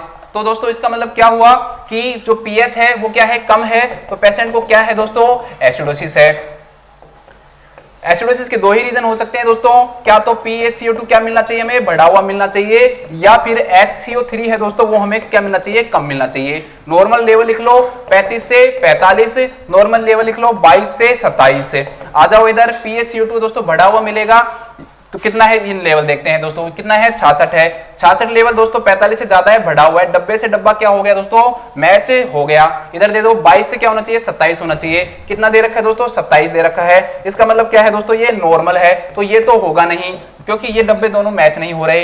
यहां पर ये बढ़ा हुआ था, यहां पे भी बढ़ा हुआ है, दोनों मिल गए। क्या होगा दोस्तों, पेशेंट को PaCO2 किस चीज को शो करता है, रेस्पिरेटरी को। पेशेंट को क्या होगा दोस्तों, रेस्पिरेटरी एसिडोसिस होगा। कोई कंपनसेशन हुआ है नहीं, क्यों, क्योंकि ये लेवल क्या है, नॉर्मल है। नॉर्मल अगर एक लेवल नॉर्मल है और दूसरा लेवल अगर एबनॉर्मल है तो हमेशा कंपनसेशन कोई भी नहीं हुआ, अनकंपनसेटेड रेस्पिरेटरी एसिडोसिस हुआ उस पेशेंट को। देखते हैं और क्वेश्चन है क्या। ये हमारे सारे नॉर्मल जो क्वेश्चन है दोस्तों वो मैंने आपको सारे करवा दिए हैं। अब हम बात करते हैं दोस्तों पार्शियल कंपनसेशन की। पार्शियल कंपनसेशन में क्या होगा, थोड़ा सा बताता हूं, फिर क्वेश्चन सोल्व करेंगे जब अपने आप समझ में आ जाएगा। पहले बात करते हैं पार्शियल कंपनसेशन और फुल कंपनसेशन में क्या अंतर है, कैसे आप क्वेश्चन में समझोगे कि इसमें पार्शियल कंपनसेशन हुआ है या, देखो पार्शियल, फुल और अनकंपनसेशन तीनों ही लिख लो ताकि आपको समझ में आ जाए। फिर क्वेश्चन करवाऊंगा तब और समझ में आ जाएगा। फुल कंपनसेशन और कंपनसेशन नहीं हुआ, अनकंपनसेटेड।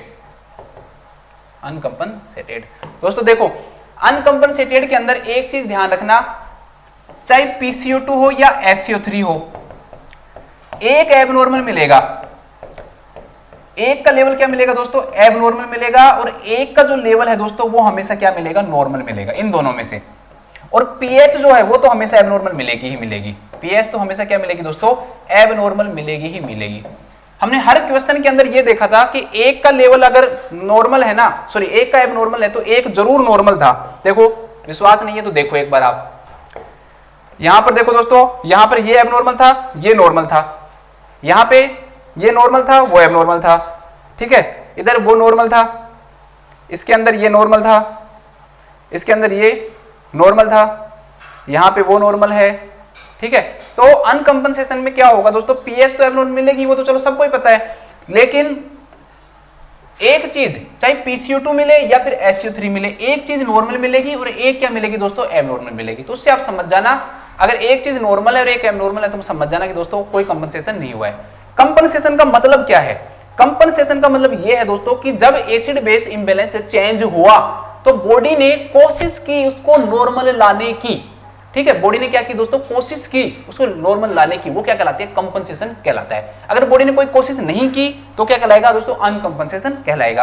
अगर बॉडी ने कोशिश की, उसको क्या कहेंगे? बस थोड़ी सी कोशिश की लेकिन नॉर्मल नहीं ला पाया तो उसे हम बोलेंगे पार्शियल कंपनसेशन। क्या चीज है दोस्तों? पार्शियल का मतलब क्या है? बॉडी ने कोशिश तो की लेकिन कम की, तो बॉडी ने चेंजेस तो किए हैं लेकिन वो चेंजेस के कारण जो पीएच है ना दोस्तों वो नॉर्मल नहीं ला पाए। तो पार्शियल कंपनसेशन में हमेशा आपको जो पीएच है ना दोस्तों वो भी एबनॉर्मल मिलेगी, PCO2 है दोस्तों वो भी एबनॉर्मल मिलेगा, SCO3 है दोस्तों वो भी क्या मिलेगा? एबनॉर्मल मिलेगा।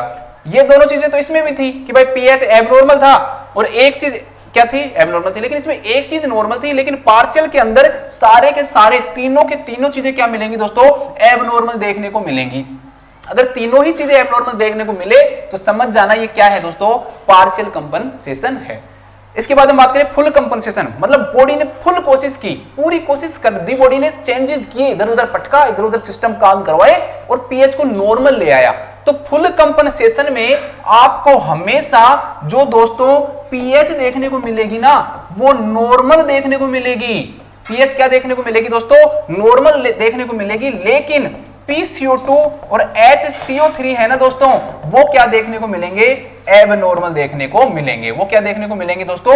एबनॉर्मल देखने को मिलेंगे। पीएच नॉर्मल मिलेगी। आप सोचोगे यार ये तो नॉर्मल है, लेकिन फिर ये देखना कि कहीं वो जो आपको एबीजी एनालिसिस करवा रहा है ना, कहीं वो एबीजी एनालिसिस बिल्कुल नॉर्मल ही हो, कहीं ये दोनों भी नॉर्मल ही दे रखी हो। अगर ये दोनों ही नॉर्मल दे रखी है ना तो इसका मतलब उस पेशेंट को कोई चेंजेस नहीं है, वो नॉर्मल है। लेकिन दोस्तों अगर फुल कंपनसेशन है तो ये तो नॉर्मल मिलेगी पीएच तो, लेकिन ये दोनों चीजें क्या मिलेंगी? एबनॉर्मल। ये नॉर्मल क्यों मिली? क्योंकि बॉडी ने फुल कोशिश की है, इसलिए तो इसको फुल कंपनसेशन कहा कि बॉडी ने पूरी कोशिश करके पीएच को क्या ले आया दोस्तों? नॉर्मल ले आया, इसलिए ये क्या कहलाएगा? फुल कंपनसेशन कहलाएगा। ये पार्शियल क्यों कहलाया? कि बॉडी ने इन दोनों को चेंज करने की कोशिश की थी, इधर उधर पटकने की, लेकिन फिर भी पीएच को क्या नहीं ला पाया दोस्तों? नॉर्मल नहीं ला पाया। अब क्वेश्चन करेंगे ना तब आपको और समझ में आ जाएगा। देखो वही करना है, कुछ नहीं करना, सेम पैटर्न से चलना है, बिल्कुल कहीं कोई कंफ्यूजन नहीं होगा। बस डब्बे से डब्बा मिला देना, आंसर आ जाएगा। पहली चीज दोस्तों पीएच जो है वो आपको दे रखी है 7.3। नॉर्मल पीएच होती है 7.35 से लेकर 7.45। इसका मतलब क्या हुआ दोस्तों? पेशेंट को क्या है? एसिडोसिस है। सिंपल बात है, इस पीएच से समझ में आ गया। अब वही चीजें लिख लो। एसिडोसिस में दो चीजें होंगी दोस्तों, क्या तो PCO2 है उसका लेवल क्या मिलेगा? ज्यादा मिलेगा क्योंकि CO2 इज एसिड, या फिर SCO3 का लेवल क्या मिलेगा दोस्तों? कम मिलेगा। बस अब आप इसमें लिख दो, नॉर्मल लेवल लिख लो 35 से 45, 22 से 27, 22 से 27। आ जाओ इधर। PCO2 दोस्तों बढ़ा हुआ मिला, कितना है दोस्तों? 68 है। यहां पर देखो 45 से ज्यादा है तो 68 है। ये डब्बे से डब्बा क्या हो गया दोस्तों? आपका मैच हो गया। डब्बे से डब्बा क्या हो गया? मैच हो गया। लेकिन गलती बस अब यही कर देते हैं हम, गलती यही कर देते हैं। देखो आपने डब्बे से डब्बा मैच किया, PCO2 को क्या लिख दिया? रेस्पिरेटरी। हाँ बिल्कुल सही है, इस क्वेश्चन में रेस्पिरेटरी एसिडोसिस ही आंसर होगा। लेकिन गलती क्या कर देते हैं कि आपने कंपनसेशन नहीं देखा। मैंने क्या कहा था? अगर कंपनसेशन नहीं हुआ तो ये लेवल क्या मिलेगा दोस्तों? नॉर्मल मिलेगा। ये लेवल क्या मिलेगा? नॉर्मल मिलेगा। अगर नॉर्मल मिलता है तो कोई कंपनसेशन नहीं हुआ, अनकंपनसेटेड है मैकेनिज्म। लेकिन अगर ठीक है तो इसका सिंपल आंसर हो जाता, अगर ये लेवल जो है वो 28 की जगह मान लो दोस्तों 27 होता, 26 होता, 25 होता तो सीधा हम कह देते कि उस पेशेंट को क्या है? रेस्पिरेटरी एसिडोसिस है। लेकिन यहाँ पे देखो SCO3 क्या है दोस्तों? कम हुआ। यहाँ पर SCO3 क्या हुआ दोस्तों? बढ़ गया। डब्बे से डब्बा मैच हुआ? नहीं हो रहा। क्यों? इधर कम हुआ है, इधर क्या हो गया दोस्तों? बढ़ा है। तो इसका मतलब ये क्या हो गया दोस्तों? एबनॉर्मल है। पहली चीज तो क्या है? एबनॉर्मल है। एबनॉर्मल है तो इसका मतलब दोस्तों ये क्या है? ये कंपनसेटेड मैकेनिज्म है। कंपनसेटेड में भी कैसी है दोस्तों? पार्शियल है। फुली क्यों नहीं है? फुली इसलिए नहीं है क्योंकि फुल होती ना तो पीएच क्या आ जाती? नॉर्मल आ जाती। लेकिन पीएच नॉर्मल नहीं आई, पीएच नॉर्मल नहीं आई और ये दोनों एबनॉर्मल है तो क्या कहलाएगा? Partial compensated, partial compensated respiratory acidosis. Partial compensated respiratory और एसिडोसिस हुआ पेशेंट को। एक्चुअली में बॉडी में हुआ क्या था थोड़ा सा उसके बारे में बताता हूं आपको। दोस्तों जैसे ही पेशेंट को हो गया था रेस्पिरेटरी एसिडोसिस, तो PCO2 क्या हुई दोस्तों, बढ़ी। इस PCO2 को कम करने के लिए, इस PCO2 क्या एसिड है, तो एसिड को कम करने के लिए बॉडी क्या करेगी, क्षार को बढ़ाएगी। तो इसलिए बॉडी ने कंपनसेशन के द्वारा इस SCO3 को क्या हुआ था दोस्तों, बढ़ाया था, और इसको 27 से क्या कर दिया दोस्तों, बढ़ाकर 28 कर दिया। इस प्रकार से ये कंपनसेशन हुआ था, लेकिन बॉडी इस नॉर्मल नहीं ला पाई। पीएच अगर यहाँ नॉर्मल आ जाती तो फुल कंपनसेटेड कहलाता, लेकिन पीएच नॉर्मल नहीं आ पाई, तो इसलिए क्या कहलाएगा, ये पार्शियल कंपनसेटेड रेस्पिरेटरी एसिडोसिस। बिना कंपनसेशन में और इसमें क्या डिफरेंस है, इसमें ये डिफरेंस है कि अगर कोई कंपनसेशन नहीं होता तो ये लेवल क्या मिलता दोस्तों, नॉर्मल मिलता। वहां पर मैंने जितने भी क्वेश्चंस करवाए हैं उसमें एक लेवल एबनॉर्मल है, एक लेवल क्या है, नॉर्मल है। अगर एक लेवल एबनॉर्मल है, एक लेवल नॉर्मल है, तो इसका मतलब दोस्तों कंपनसेशन नहीं हुआ।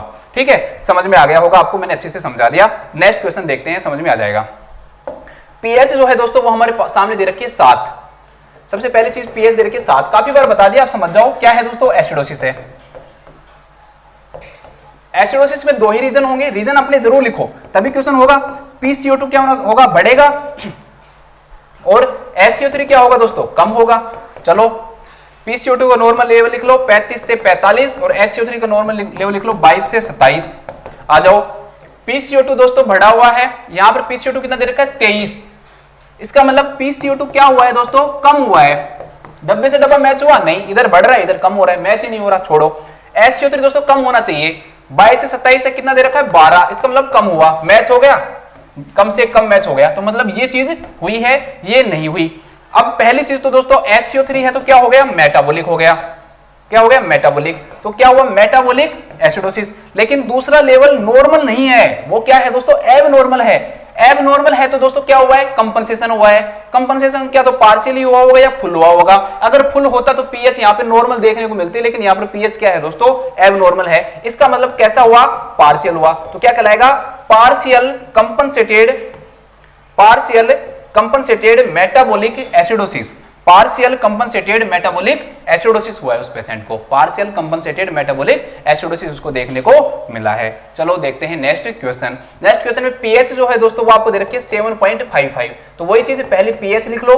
पीएच 7.55 है, इसका मतलब उस पेशेंट को क्या है दोस्तों, एल्कलोसिस है। बार बार बताने की आपको जरूरत नहीं है, क्योंकि 7.45 से ज्यादा है। एल्कलोसिस के 2 ही रीजन हो सकते हैं दोस्तों, क्यों PCO2 क्या मिलेगा, कम मिलेगा, या फिर SCO3 क्या मिलेगा दोस्तों, SCO3 बढ़ा हुआ मिलेगा। PCO2 का नॉर्मल लेवल लिख लो 35 से 45 है, SCO3 का नॉर्मल लेवल लिख लो 22 से 27 है। अगर PCO2 दोस्तों कम है तो देखते हैं कम है ज्यादा है। यहां पर PCO2 क्या है दोस्तों, 52 है, तो 52 क्या है दोस्तों, ज्यादा है। तो PCO2 52 है, ज्यादा है, इसका मतलब दोस्तों यहां पर ये चीज क्या नहीं हो रही, मैच नहीं हो रही, तो इसको हम छोड़ देते हैं। SCO3 दोस्तों 22 से क्या होना चाहिए, 27, और यहां पर बढ़ा हुआ होना चाहिए था। 27 से ज्यादा है 40 दे रखा है, मतलब बढ़ा हुआ है, मिल गया, तो दोस्तों यही चीज हुई है। ये चीज SCO3 किस चीज को शो करता है, मेटाबॉलिक को शो करता है। तो ये चीज क्या हुई, मेटाबॉलिक एल्कलोसिस। अब यहां देखेंगे कि लेवल नॉर्मल है, एबनॉर्मल है।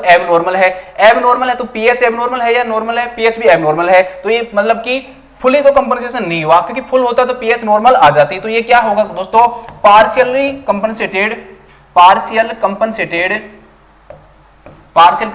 मेटाबॉलिक एल्कलोसिस होगा। पार्शियली कंपनसेटेड मेटाबॉलिक एल्कलोसिस होगा। इस प्रकार से आप इसको समझ सकते हो। देखते हैं और क्वेश्चन है या नहीं है। अब जो क्वेश्चन आएंगे दोस्तों वो फुली कंपनसेशन से रिलेटेड आएंगे। फुली कंपनसेशन के अंदर मैंने आपको वैसे पहले वहां पे भी समझा दिया, दोबारा से समझा देता हूं। फुली कंपनसेशन के अंदर पहली चीज तो क्या होगी दोस्तों, जो पीएच है ना वो आपको नॉर्मल देखने को मिलेगी, लेकिन फिर आप PCO2 और SCO3 भी देखना, क्योंकि अगर ये भी नॉर्मल हो गए तो ABG नॉर्मल है, लेकिन ये दोनों दोस्तों आपको क्या देखने को मिलेंगे, एब नॉर्मल देखने को मिलेंगे। ये दोनों आपको क्या देखने को मिलेंगे, एब नॉर्मल देखने को मिलेंगे। ये दोनों आपको एब नॉर्मल देखने को मिलेंगे, ठीक है। पीएच नॉर्मल देखने को मिलेगी। अब यहां पर सारा लफड़ा स्टार्ट हो गया। क्यों कहोगे सर आपने तो सारी गड़बड़ कर दी। पहला काम ही आप पीएचसी करवाते हो कि एसिडोसिस से एल्कलोसिस, और हमारा तो पूरा कंसेप्ट उसी से चलता है। इधर एसिडोसिस हुआ है तो हम उधर ये लिख देते हैं कि भाई PCO2 बढ़ा है, ये SCO3 कम हुआ है, एल्कलोसिस हुआ है तो हम उसके अकॉर्डिंग लिखते हैं। लेकिन यहां तो ये गड़बड़ हो गई। तो दोस्तों वही चीज मैं आपको समझाऊंगा। सबसे पहली चीज पीएच नॉर्मल है, लेकिन उस नॉर्मल के अंदर भी आपको एबनॉर्मलिटी क्या करनी है दोस्तों, ढूंढनी है। कैसे, आप पूरी जो पीएच है 7.35 से 7.45 तक लिख लो। 7.35 ऐसे लिख लो, चलो 7.35, 7.36, 7.37, 7.38, 7.39 और 7.40। इधर लिख लो 7.41, 7.42, 7.43, 7.44, 7.45। यही है ना नॉर्मल पीएच, 7.35 से लेकर 7.45 तक। अब दोस्तों अगर मान लो फुली कंपनसेटेड हुई है तो इसका मतलब जो पीएच है ना वो एक बार एबनॉर्मल हुई थी, फिर बॉडी उसको वापस नॉर्मल लेके आई। तो अगर आपको इनमें से कोई भी पीएच दे रखी है तो इसका मतलब बॉडी इधर की तरफ गई थी। मान लो उसकी जो पीएच वो हुई होगी 7.32 हुई होगी, फिर बॉडी उसको लाई होगी। ठीक है, अब ऐसे तो है नहीं कि बॉडी 7.32 से सीधा ही यहां पर लेके चली गई होगी, ऐसा नहीं होता है। ठीक है, बॉडी उसको पास में ही लेके आती है, नॉर्मल से लेके आती है, क्योंकि जितनी कोशिश करेगी उससे मतलब 7.32 से कहां लेके आ गई होगी, 7.35 में लेके आ गई होगी, 7.36 पे, 7.37 पे, 7.38 पे, इससे ज्यादा तो आपको क्वेश्चन मिलेगा भी नहीं। 7.3 और 40 मान लो। तो अगर आपको इनमें से कोई भी पीएच दे रखी है ना दोस्तों, तो आप समझ जाना कि वो पेशेंट किस में गया था दोस्तों, एसिडोसिस में गया था। किसमें गया था, एसिडोसिस में। इधर की साइड से इधर आया है दोस्तों वो, तो इसका मतलब यहां पर जो पेशेंट है वो किसमें जाके आया है दोस्तों, एल्कलोसिस में जाके आया है, और फिर बॉडी ने उसकी पीएच को क्या कर लिया दोस्तों, नॉर्मल कर लिया। देखो इसको ऐसे समझो, स्केल से समझो। यहां पर 7.40 मान लो, 7.41, 7.42, 7.43, 7.44, 7.45 और इधर वैसे लिख लो, मतलब जैसे 8 लिख लो। ठीक है, इधर आ जाओ 7.35, 7.35, 7.36, 7.37, 7.38, 7.39। तो दोस्तों क्या हुआ होगा, मान लो कि फुली कंपनसेशन मतलब क्या है, उसकी पीएच कम हुई होगी। तो सोचो कि यहां पर उसकी पीएच मान लो 1 मिनट के लिए 7.2 हुई होगी, तो बॉडी इसको क्या करेगी दोस्तों, इधर की साइड कोशिश करेगी। अब ऐसे तो है नहीं कि इतना कंपनसेटेड कर देगी कि यहां से यहां पहुंचा देगी और आप सोचोगे 7.45 हो गई तो एल्कोलिसिस हुआ होगा, ऐसा नहीं होता है। बॉडी इसको बिल्कुल करीब की तरफ लाने की कोशिश करती है, तो यहां से खींच के इसको नॉर्मल लाएगी। तो अगर कोई भी पीएच आपको मतलब ये है कि वो ये इंडिकेट करेगा, कोई भी पीएच आपको यहां तक दे रखी हो ना 7.35, 6, 7, 8, 9, 0, तो समझ जाना कि वो पेशेंट किस में गया था, एसिडोसिस में जाके वापस आया है। और अगर इनमें से कोई भी पीएच दे रखी है तो मतलब वो इधर गया था एल्कोलिसिस में और फिर वापस आया है। अब आपको पहली जो हमारी ट्रिक है ना दोस्तों वो पता लग जाएगी, और अगर वो पता लग गई कि भाई एसिडोसिस से एल्कोलिसिस है तो आपको सारी चीजें ही पता लग गई। अब क्वेश्चन करते हैं, सब समझ में आ जाएगा। देखो पीएच दे रखी है 7.39, पीएच दे रखी है 7.39। अब है नॉर्मल, ये नॉर्मल है ना, ये दोनों एबनॉर्मल है। मान लो ये दोनों क्या है दोस्तों, एबनॉर्मल। तो इस चीज से ये चीज तो समझ जाएंगे भाई कंपनसेशन हुआ है, क्यों पीएच नॉर्मली दे रखी है। तो और कंपनसेशन भी कौन सा हुआ है, फुल्ली, क्योंकि मैंने आपको बताया अगर फुल कंपनसेशन हो गया मतलब बॉडी ने पूरा जोर लगाया और पीएच को क्या ले आई, बॉडी नॉर्मल ले आई, पीएच को नॉर्मल ले आई। अब लेकिन इससे आपको तो समझना है ना 7.39 का मतलब किधर जाके आया था, एसिडोसिस में जाके आया था पेशेंट। तो सिंपल सा बस यहां पे लिख लो एसिडोसिस। अब हमारा सारा काम खत्म हो चुका है, वही चीजें हमें बार बार लिखनी है, कुछ नहीं करना। देखो एसिडोसिस हुआ है तो दो चीजें हो सकती हैं, क्या तो दोस्तों PCO2 बढ़ा होगा या फिर SCO3 क्या हुआ होगा, कम हुआ होगा। बस लिख लो PCO2 कितना है दोस्तों, 35 से 45 है, SCO3 कितना है दोस्तों 22 से 27 है। अब PCO2 अगर दोस्तों 35 से 45 है तो लिख लो मतलब कि बढ़ा हुआ है। इसमें देखो कितना दे रखा है, 27 दे रखा है, तो 27 दोस्तों बढ़ा है या कम हुआ है, तो आप कहोगे सर ये तो कम हुआ है। तो यहां पर तो ये डब्बा मैच नहीं कर रहा। इधर आ जाओ, SCO3 क्या होना चाहिए, कम होना चाहिए। 19 दे रखा है, हाँ जी 19 दे रखा है, कम हुआ नहीं हुआ, हाँ जी कम हुआ है। तो ये डब्बा यहां पर क्या हो गया सॉरी, ये डब्बा यहां पर क्या हो गया, मैच हो गया। मैच हो गया तो मतलब यही चीज हुई होगी। SCO3 किस चीज को दिखाता है हमेशा, मेटाबॉलिक को। तो उस पेशेंट को क्या हुआ है, मेटाबॉलिक एसिडोसिस हुआ है। दूसरी चीज दोस्तों कंपनसेशन हुआ है, क्यों, दोनों एबनॉर्मल है, दोनों एबनॉर्मल तो कंपनसेशन हुआ है। और पीएच क्या आ गई, नॉर्मल आ गई। अगर पीएच नॉर्मल आ गई तो कंपनसेशन कौन से प्रकार का हुआ है, फुल कंपनसेशन हुआ है। तो full compensated, fully compensated metabolic acidosis, उसको क्या हुआ है, फुली कंपनसेटेड और मेटाबॉलिक एसिडोसिस हुआ है। ठीक है, चलो एक क्वेश्चन और देखते हैं, तब समझ में आ जाएगा। पीएच दे रखी है दोस्तों 7.35, नॉर्मल दे रखी है, ये दोनों एबनॉर्मल दे रखे हैं, इसका मतलब चेंजेस तो हुए हैं, इसका मतलब चेंजेस तो हुए हैं। अब देखो पीएच 7.35 दे रखी है दोस्तों, तो मतलब कि वो पेशेंट किस में जाके आया है बताओ, 7.35, 36, 37, 38, 39, 40 तक क्या बताया था, एसिडोसिस। बस सिंपल सा लिख लो कि पेशेंट किस में गया था दोस्तों, एसिडोसिस में। एसिडोसिस में दो ही चीजें हो सकती हैं, क्या तो PCO2 का लेवल बढ़ेगा या फिर SCO3 का लेवल क्या होगा दोस्तों, कम होगा। नॉर्मल लेवल लिख लो 35 से 45, 22 से 27। नीचे लिख दो कि भाई चीज क्या हुई है, PCO2 दोस्तों बेहतर हुआ है, बढ़ा है, कम हुआ है, बढ़ा है, तो PCO2 दोस्तों बेहतर है तो मतलब बढ़ा है, बढ़ने से बढ़ा हुआ मैच हो गया। यहां पर क्या हो गया दोस्तों, मैच हो गया। SCO3 क्या हुआ दोस्तों, कम हुआ है। SCO3 यहां पर कम हुआ है, बढ़ा है, बढ़ा है, तो ये तो मैच नहीं हो रहा। तो SCO3 38 है जो कि क्या है दोस्तों, बढ़ा है, ये मैच नहीं हो रहा, मतलब ये नहीं हुआ। हुआ क्या है, ये PCO2 किस चीज को शो करता है, तो आप कहोगे सर रेस्पिरेटरी को। लो जी, रेस्पिरेटरी, रेस्पिरेटरी क्या है दोस्तों, एसिडोसिस से। कंपनसेशन हुआ है, कंपनसेशन तो पक्का हुआ है, क्यों, दोनों चीजें क्या हुई हैं दोस्तों, चेंज हुई हैं। दोनों चीजें चेंज होकर पीएच को क्या लेके आई हैं, नॉर्मल, नॉर्मल लेके आई हैं। तो कौन सा कंपनसेशन हुआ है, फुल, तो fully compensated, fully compensated respiratory acidosis. क्या पेशेंट को क्या हुआ है, फुली कंपनसेटेड रेस्पिरेटरी एसिडोसिस हुआ है। ठीक है, तो इस प्रकार से आप कंपनसेशन वाले जो क्वेश्चन है दोस्तों उनको भी क्या कर सकते हो, कर सकते हो। ये अलग ही क्वेश्चन है, इसका लेवल ही अलग है। मैं ये नहीं चाहता कि कितना भी टफ क्वेश्चन आए, ये क्वेश्चन दोस्तों हमें इस चीज को शो करता है कि किसी भी एक पेशेंट को है ना, दोनों चीजें भी हो सकती हैं, दोनों चीजें साथ भी हो सकती हैं, रेस्पिरेटरी भी और मेटाबॉलिक भी। कैसे देखते हैं, इसमें पीएच क्या दे रखी है, 6.90। पीएच जो दे रखी है दोस्तों वो कितनी दे रखी है, 6.90 दे रखी है। ठीक है, किस चीज को शो करेगा, चलो यहीं लिख देता हूं ना, यहां लिखता हूं ताकि आपको दिमाग में रहे। पीएच दे रखी है दोस्तों 6.90, पीएच 6.90 दे रखी है, किस चीज को शो कर रहा है, एसिडोसिस को। अब कोई भी चीज दोस्तों एसिडोसिस को शो कर रही है ना, तो इसका मतलब ये वही क्वेश्चन है दोस्तों जो कि हमने YouTube पे डाला था, जिसका आंसर आप इस वीडियो में देख रहे हो। ठीक है, थोड़ा सा टफ क्वेश्चन था ये। तो पीएच जो है दोस्तों वो क्या है, 6.90 है, एसिडोसिस को शो कर रही है। तो एसिडोसिस को शो करने वाली चीजें क्या होती हैं, PCO2 को बढ़ाना और SCO3 को क्या करना है दोस्तों, आपको कम करना है। अब PCO2 नॉर्मल लेवल लिख लो 35 से 45 और SCO3 का नॉर्मल लेवल लिख लो दोस्तों कितना होता है, 22 से 27। अब क्वेश्चन पे आ जाओ, PCO2 दोस्तों बढ़ा हुआ है, कम है, यहां पर बढ़ा हुआ मिला है 68 है दोस्तों, बढ़ा हुआ है, हाँ जी बढ़ा हुआ है।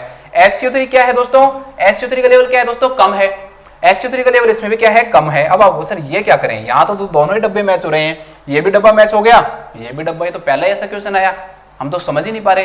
तो दोस्तों इसीलिए ही ये जो है ना दोस्तों, इसके अंदर दोनों ही चीजें हो रही हैं, इसके अंदर क्या हो रही हैं, दोनों ही चीजें, और वो भी क्या हो रही हैं, साथ हो रही हैं। इसको हम क्या बोलेंगे, सिमुलेटेनियसली, सिमुलेटेनियसली एक साथ होना। रेस्पिरेटरी, क्योंकि ये डब्बा मैच हो गया तो respiratory, respiratory and metabolic, simultaneously respiratory and metabolic acidosis, simultaneously respiratory and metabolic acidosis. और वैसे ये कौन से टाइप का होगा, पार्शियल होगा, क्यों, दोनों क्या हो गए हैं, चेंज हो गए हैं, नॉर्मल पीएच को नहीं लेके पाया। तो और भी अगर डिटेल में क्वेश्चन का ऑप्शन होता तो क्या हो सकता है कि simultaneously partially compensated respiratory and metabolic acidosis, क्योंकि दोनों ही डब्बे क्या हो गए दोस्तों, मैच हो गए हैं, ये भी मैच हो रहा है और यहाँ पे ये भी मैच हो रहा है। तो रेस्पिरेटरी भी हो रहा है और मेटाबॉलिक भी हो रहा है। हो क्या रहा है दोस्तों, एसिडोसिस हो रहा है। तो दोनों चीजें हो रही है इस क्वेश्चन के अंदर। इससे टफ कोई क्वेश्चन बन ही नहीं सकता है, तब से टफ क्वेश्चन मैंने आपको करवा दिया है, क्योंकि दोनों ही डब्बे मैच हो गए हैं, तो ये दोनों चीजें साथ हुई हैं, उसको सिमुलेटेनियसली रेस्पिरेटरी और मेटाबॉलिक क्या हुआ है, एसिडोसिस हुआ है। ये इतना सिंपल तरीका है, आप 1 सेकंड के अंदर है ना दोस्तों आंसर निकाल दोगे आप। मेरे को ना सब टेक्निक आती हैं, जो बच्चे को पढ़ते हैं ना, ROME, respiratory opposite metabolic equal, वो आप कर लोगे, लेकिन जब कंपनसेशन आएगा ना वहां फंस जाओगे आप। ठीक है, वो जो टेक्निक आती है ना वो मुझे भी पता है कि भाई रेस्पिरेटरी के अंदर ऑपोजिट होता है, मेटाबॉलिक के अंदर क्या होता है, इक्वल होता है। इसके अंदर ये देखता है कोई पीएच अगर कम होगी तो मेटाबॉलिक के अंदर जो SCO3 है वो भी क्या मिलेगा, कम मिलेगा, और रेस्पिरेटरी के अंदर ऑपोजिट मिलेगा, मतलब पीएच अगर कम होगी तो PCO2 क्या होगा, बढ़ा हुआ मिलेगा। तो वो मुझे भी पता है दोस्तों, लेकिन ये टेक्निक है ना, ये सिर्फ वहां तक ही काम करती है जहां कंपनसेशन नहीं है। जहां कंपनसेशन आ गया ना, फिर आपको प्रॉब्लम शुरू हो जाएगी, फिर सोचोगे ट्रिक क्यों पड़ी मैंने। और आजकल के जो पेपर है ना वो थोड़ी टफ होते जा रहे हैं। नॉर्थ साइड के पेपर में ऐसा नहीं है, सिंपल सा दे दिया आपको, थोड़ा सा आप समझो, हर चीज आनी चाहिए आपको, पार्शियल, फुली कंपनसेटेड, सिमुलेटेनियसली तक बता दिया मैंने आपको, इससे ज्यादा और कुछ नहीं बता सकता। अब लास्ट चीज आपको मैं करवा देता हूं दोस्तों, आर्टेरियल ब्लड गैस जो एनालिसिस जब हम करते हैं दोस्तों, उसके लिए हम एबीजी एनालिसिस के नाम से जानते हैं। एबीजी एनालिसिस के लिए एक टेस्ट किया जाता है, उस टेस्ट का नाम क्या है, ये क्वेश्चन आ जाता है, तो एलेंस टेस्ट नाम है उसका। ठीक है, क्या नाम है, एलन टेस्ट। एलन टेस्ट के अंदर क्या है दोस्तों, क्या है चीज, देखो आपको मैं बताता हूं। हम क्या लेते हैं दोस्तों, सैंपल लेते हैं। हम पेशेंट में क्या ले रहे हैं, सैंपल ले रहे हैं। एक बार के लिए ये समझो कि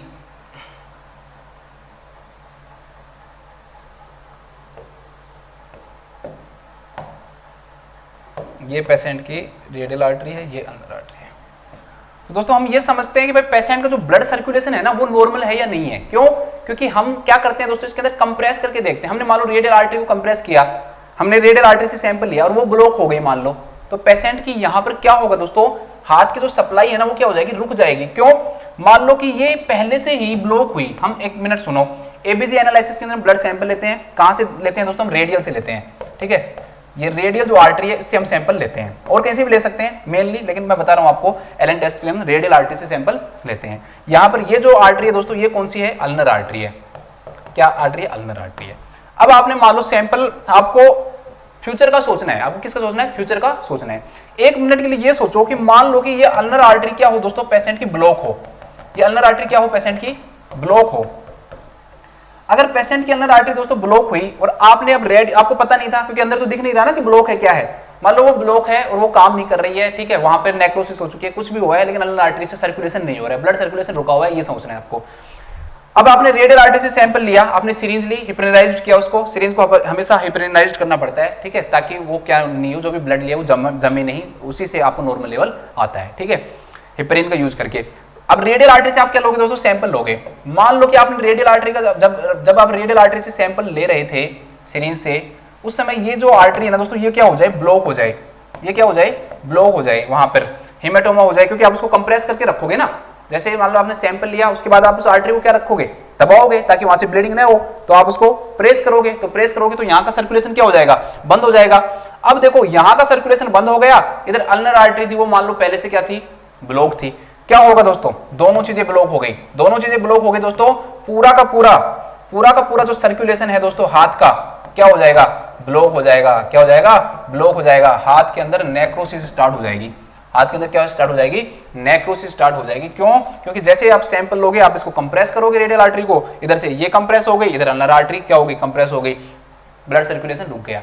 तो हमें ये चेक करना होता है दोस्तों कि जो अल्नर आर्टरी है ना, कम से कम मान लो कि आपने जब ब्लड सैंपल लेने के बाद रेडियल आर्टरी को दबा के रखा था, अगर अल्नर आर्टरी क्या करनी चाहिए दोस्तों, काम करनी चाहिए, अल्नर आर्टरी से सर्कुलेशन काम करना चाहिए, ताकि अगर रेडियल आर्टरी को आपने कंप्रेस करके रख रखा है तो जो ब्लड सर्कुलेशन जो है हाथ को, वो कौन पहुंचा देगा, अल्नर आर्टरी पहुंचा देगी। इसे हम पास वाला सर्कुलेशन, मतलब रेडियल आर्टरी के पास वाला सर्कुलेशन या कोलैटरल सर्कुलेशन के नाम से भी जानते हैं। तो दो क्वेश्चन बन गए आपके, दो क्वेश्चन क्या बन गए कि भाई एलन टेस्ट के अंदर क्या चेक किया जाता है। तो एक चीज तो आप क्या बताओगे दोस्तों, adequacy of the ulnar artery, कि भाई अल्नर आर्टरी सही तरह से एडिक्वेट है या नहीं है सर्कुलेशन देने के लिए। या फिर क्या क्वेश्चन बनेगा, कोलैटरल सर्कुलेशन।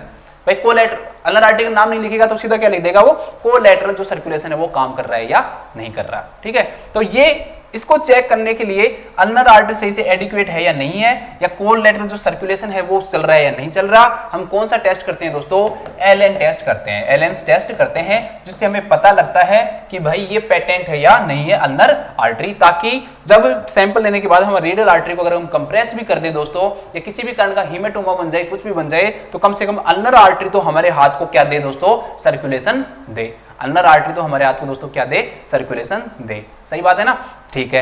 अब इसके लिए हम क्या करते हैं दोस्तों, इसके लिए हम कंप्रेस करते हैं। हम क्या करते हैं, कंप्रेस करते हैं। सबसे पहले पहला काम क्या करोगे, पेशेंट को जो प्रोसीजर है दोस्तों वो क्या करते हो, आप एक्सप्लेन करते हो। एक्सप्लेन करने के बाद आप दोनों रेडियल और अल्नर आर्टरी दोनों को क्या करोगे दोस्तों, कंप्रेस कर दोगे। दोनों को क्या कर दोगे आप, कंप्रेस कर दोगे। अगर आप दोनों को क्या कर दिया दोस्तों, आपने कंप्रेस कर दिया, तो दोनों को कंप्रेस करने के बाद क्या होगा, यहां का जो सर्कुलेशन है ना दोस्तों वो रुक जाएगा। दोनों को आपने अगर कंप्रेस कर दिया तो यहाँ का हाथ का जो सर्कुलेशन है ना दोस्तों वो क्या हो जाएगा, रुक जाएगा। अगर हाथ का सर्कुलेशन रुक गया, फिर हम पेशेंट को कहते हैं कि भाई एक बार आप फिस्ट को ओपन करो और बंद करो। तो इससे क्या हो जाएगा दोस्तों, आपका जो हाथ है ना वो बिल्कुल क्या हो जाएगा, सफेद हो जाएगा, व्हाइट हो जाएगा थोड़ा सा।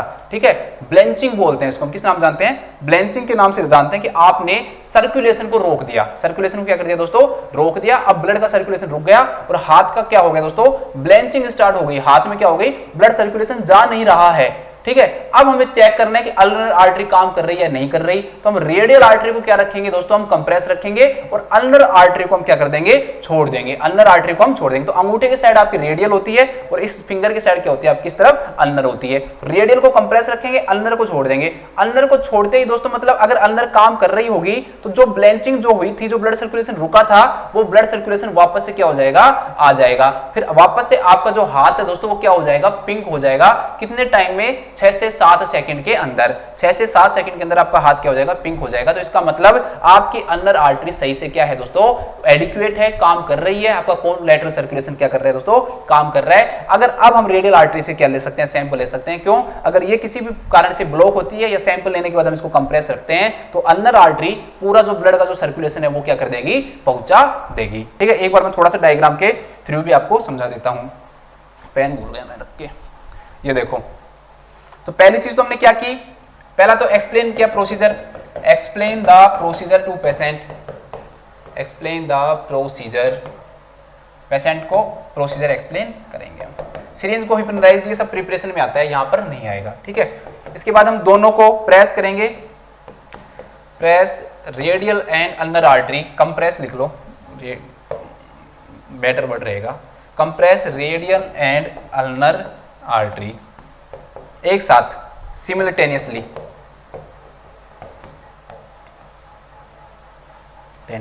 ठीक है। आपने एक साथ दोनों को क्या करना है, कंप्रेस करना है।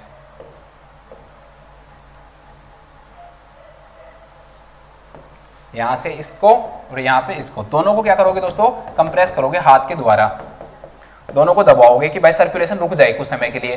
तो इससे हाथ क्या होगा, थोड़ा सा व्हाइट हो जाएगा, या ब्लेंचिंग बोलते हैं उसको हम, है ना, ब्लेंचिंग है, थोड़ा व्हाइट व्हाइट हो जाएगा, ब्लड सर्कुलेशन रुक गया वहां पे, तो ब्लेंचिंग और व्हाइट हो जाएगा। उसके बाद क्या करेंगे दोस्तों, उसके बाद में हम release the pressure from, release the pressure from, हमें अल्नर आर्टरी तो चेक करनी है ना, तो अल्नर आर्टरी से प्रेशर को हम छोड़ देंगे, सॉरी रेडियल से।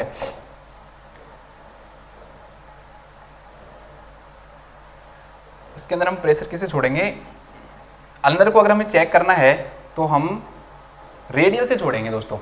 ठीक है, क्यों, अगर हमें अल्नर से चेक करना है तो रेडियल को दबा के रखेंगे, अल्नर से छोड़ेंगे। हाँ, release the pressure from ulnar, क्योंकि अल्नर को चेक करना है तो अल्नर से छोड़ेंगे, सिंपल सी बात है ना, क्योंकि अल्नर काम कर रही होगी तभी तो सर्कुलेशन रुकेगा ना, तो अल्नर को छोड़ देंगे। तो release the pressure from ulnar artery. अब अल्नर आर्टरी से हमने क्या कर दिया दोस्तों, प्रेशर को छोड़ दिया, तो वहां से क्या होगा, वापस से ब्लड सर्कुलेशन चालू हो जाएगा अगर अल्नर आर्टरी से काम कर रही है। और अगर नहीं कर रही है अल्नर आर्टरी तो सर्कुलेशन चालू नहीं होगा। क्यों, क्योंकि रेडियल को हमने क्या कर रखा था, कंप्रेस कर रखा है, तो अल्नर से सर्कुलेशन वापस स्टार्ट होगा। तो जो हैंड है दोस्तों, जो आपकी पाम है, वो वापस से क्या हो जाएगी दोस्तों, पिंक हो जाएगी। कितने टाइम में, लगभग 6 से 7 सेकंड के अंदर। तो अगर ये पिंक हो गई तो ये शो करता है कि भाई अल्नर जो आर्टरी है या कोलैटरल जो सर्कुलेशन है, अल्नर जो आर्टरी है दोस्तों वो क्या है, एडिक्वेट है, एडिक्वेट है, सर्कुलेशन क्या है, पेटेंट है। ठीक है, तो हम क्या कर सकते हैं, उस पेशेंट का एबीजी ले सकते हैं। फिर उसके बाद में हम पेशेंट का क्या लेंगे दोस्तों, एबीजी लेंगे। तो इस टेस्ट को हम किस नाम जानते हैं, एलन टेस्ट के नाम से जानते हैं। तो सिंपल सा क्वेश्चन ये पूछ लेते हैं कि भाई एलन जो टेस्ट है ना, एलन जो टेस्ट है वो एबीजी एनालिसिस के लिए हम कौन से टेस्ट करते हैं पहले, तो उसके लिए कौन सा टेस्ट करते हैं दोस्तों, हम एलेंस टेस्ट करते हैं। तो ये हमारी क्लास थी एसिड बेस इंबैलेंस की। आपको एक क्वेश्चन देता हूं दोस्तों मैं, उस क्वेश्चन को आपको करके लेके आना है मेरे प्यारे स्टूडेंट्स के लिए। Question for my dear students, जिसमें पीएच 7.42 है, PaCO2 जो है दोस्तों वो 25 है, और SCO3 दोस्तों आपको कितना है, आपका 18 है। इसमें कौन से प्रकार का एसिड बेस इंबैलेंस हो रहा है ये आपको मुझे बताना है। ठीक है, सभी इसके बारे में कमेंट करें। सभी अपना ध्यान रखें, स्वस्थ रहें। नेक्स्ट टॉपिक में आपसे मिलते हैं। Thank you so much.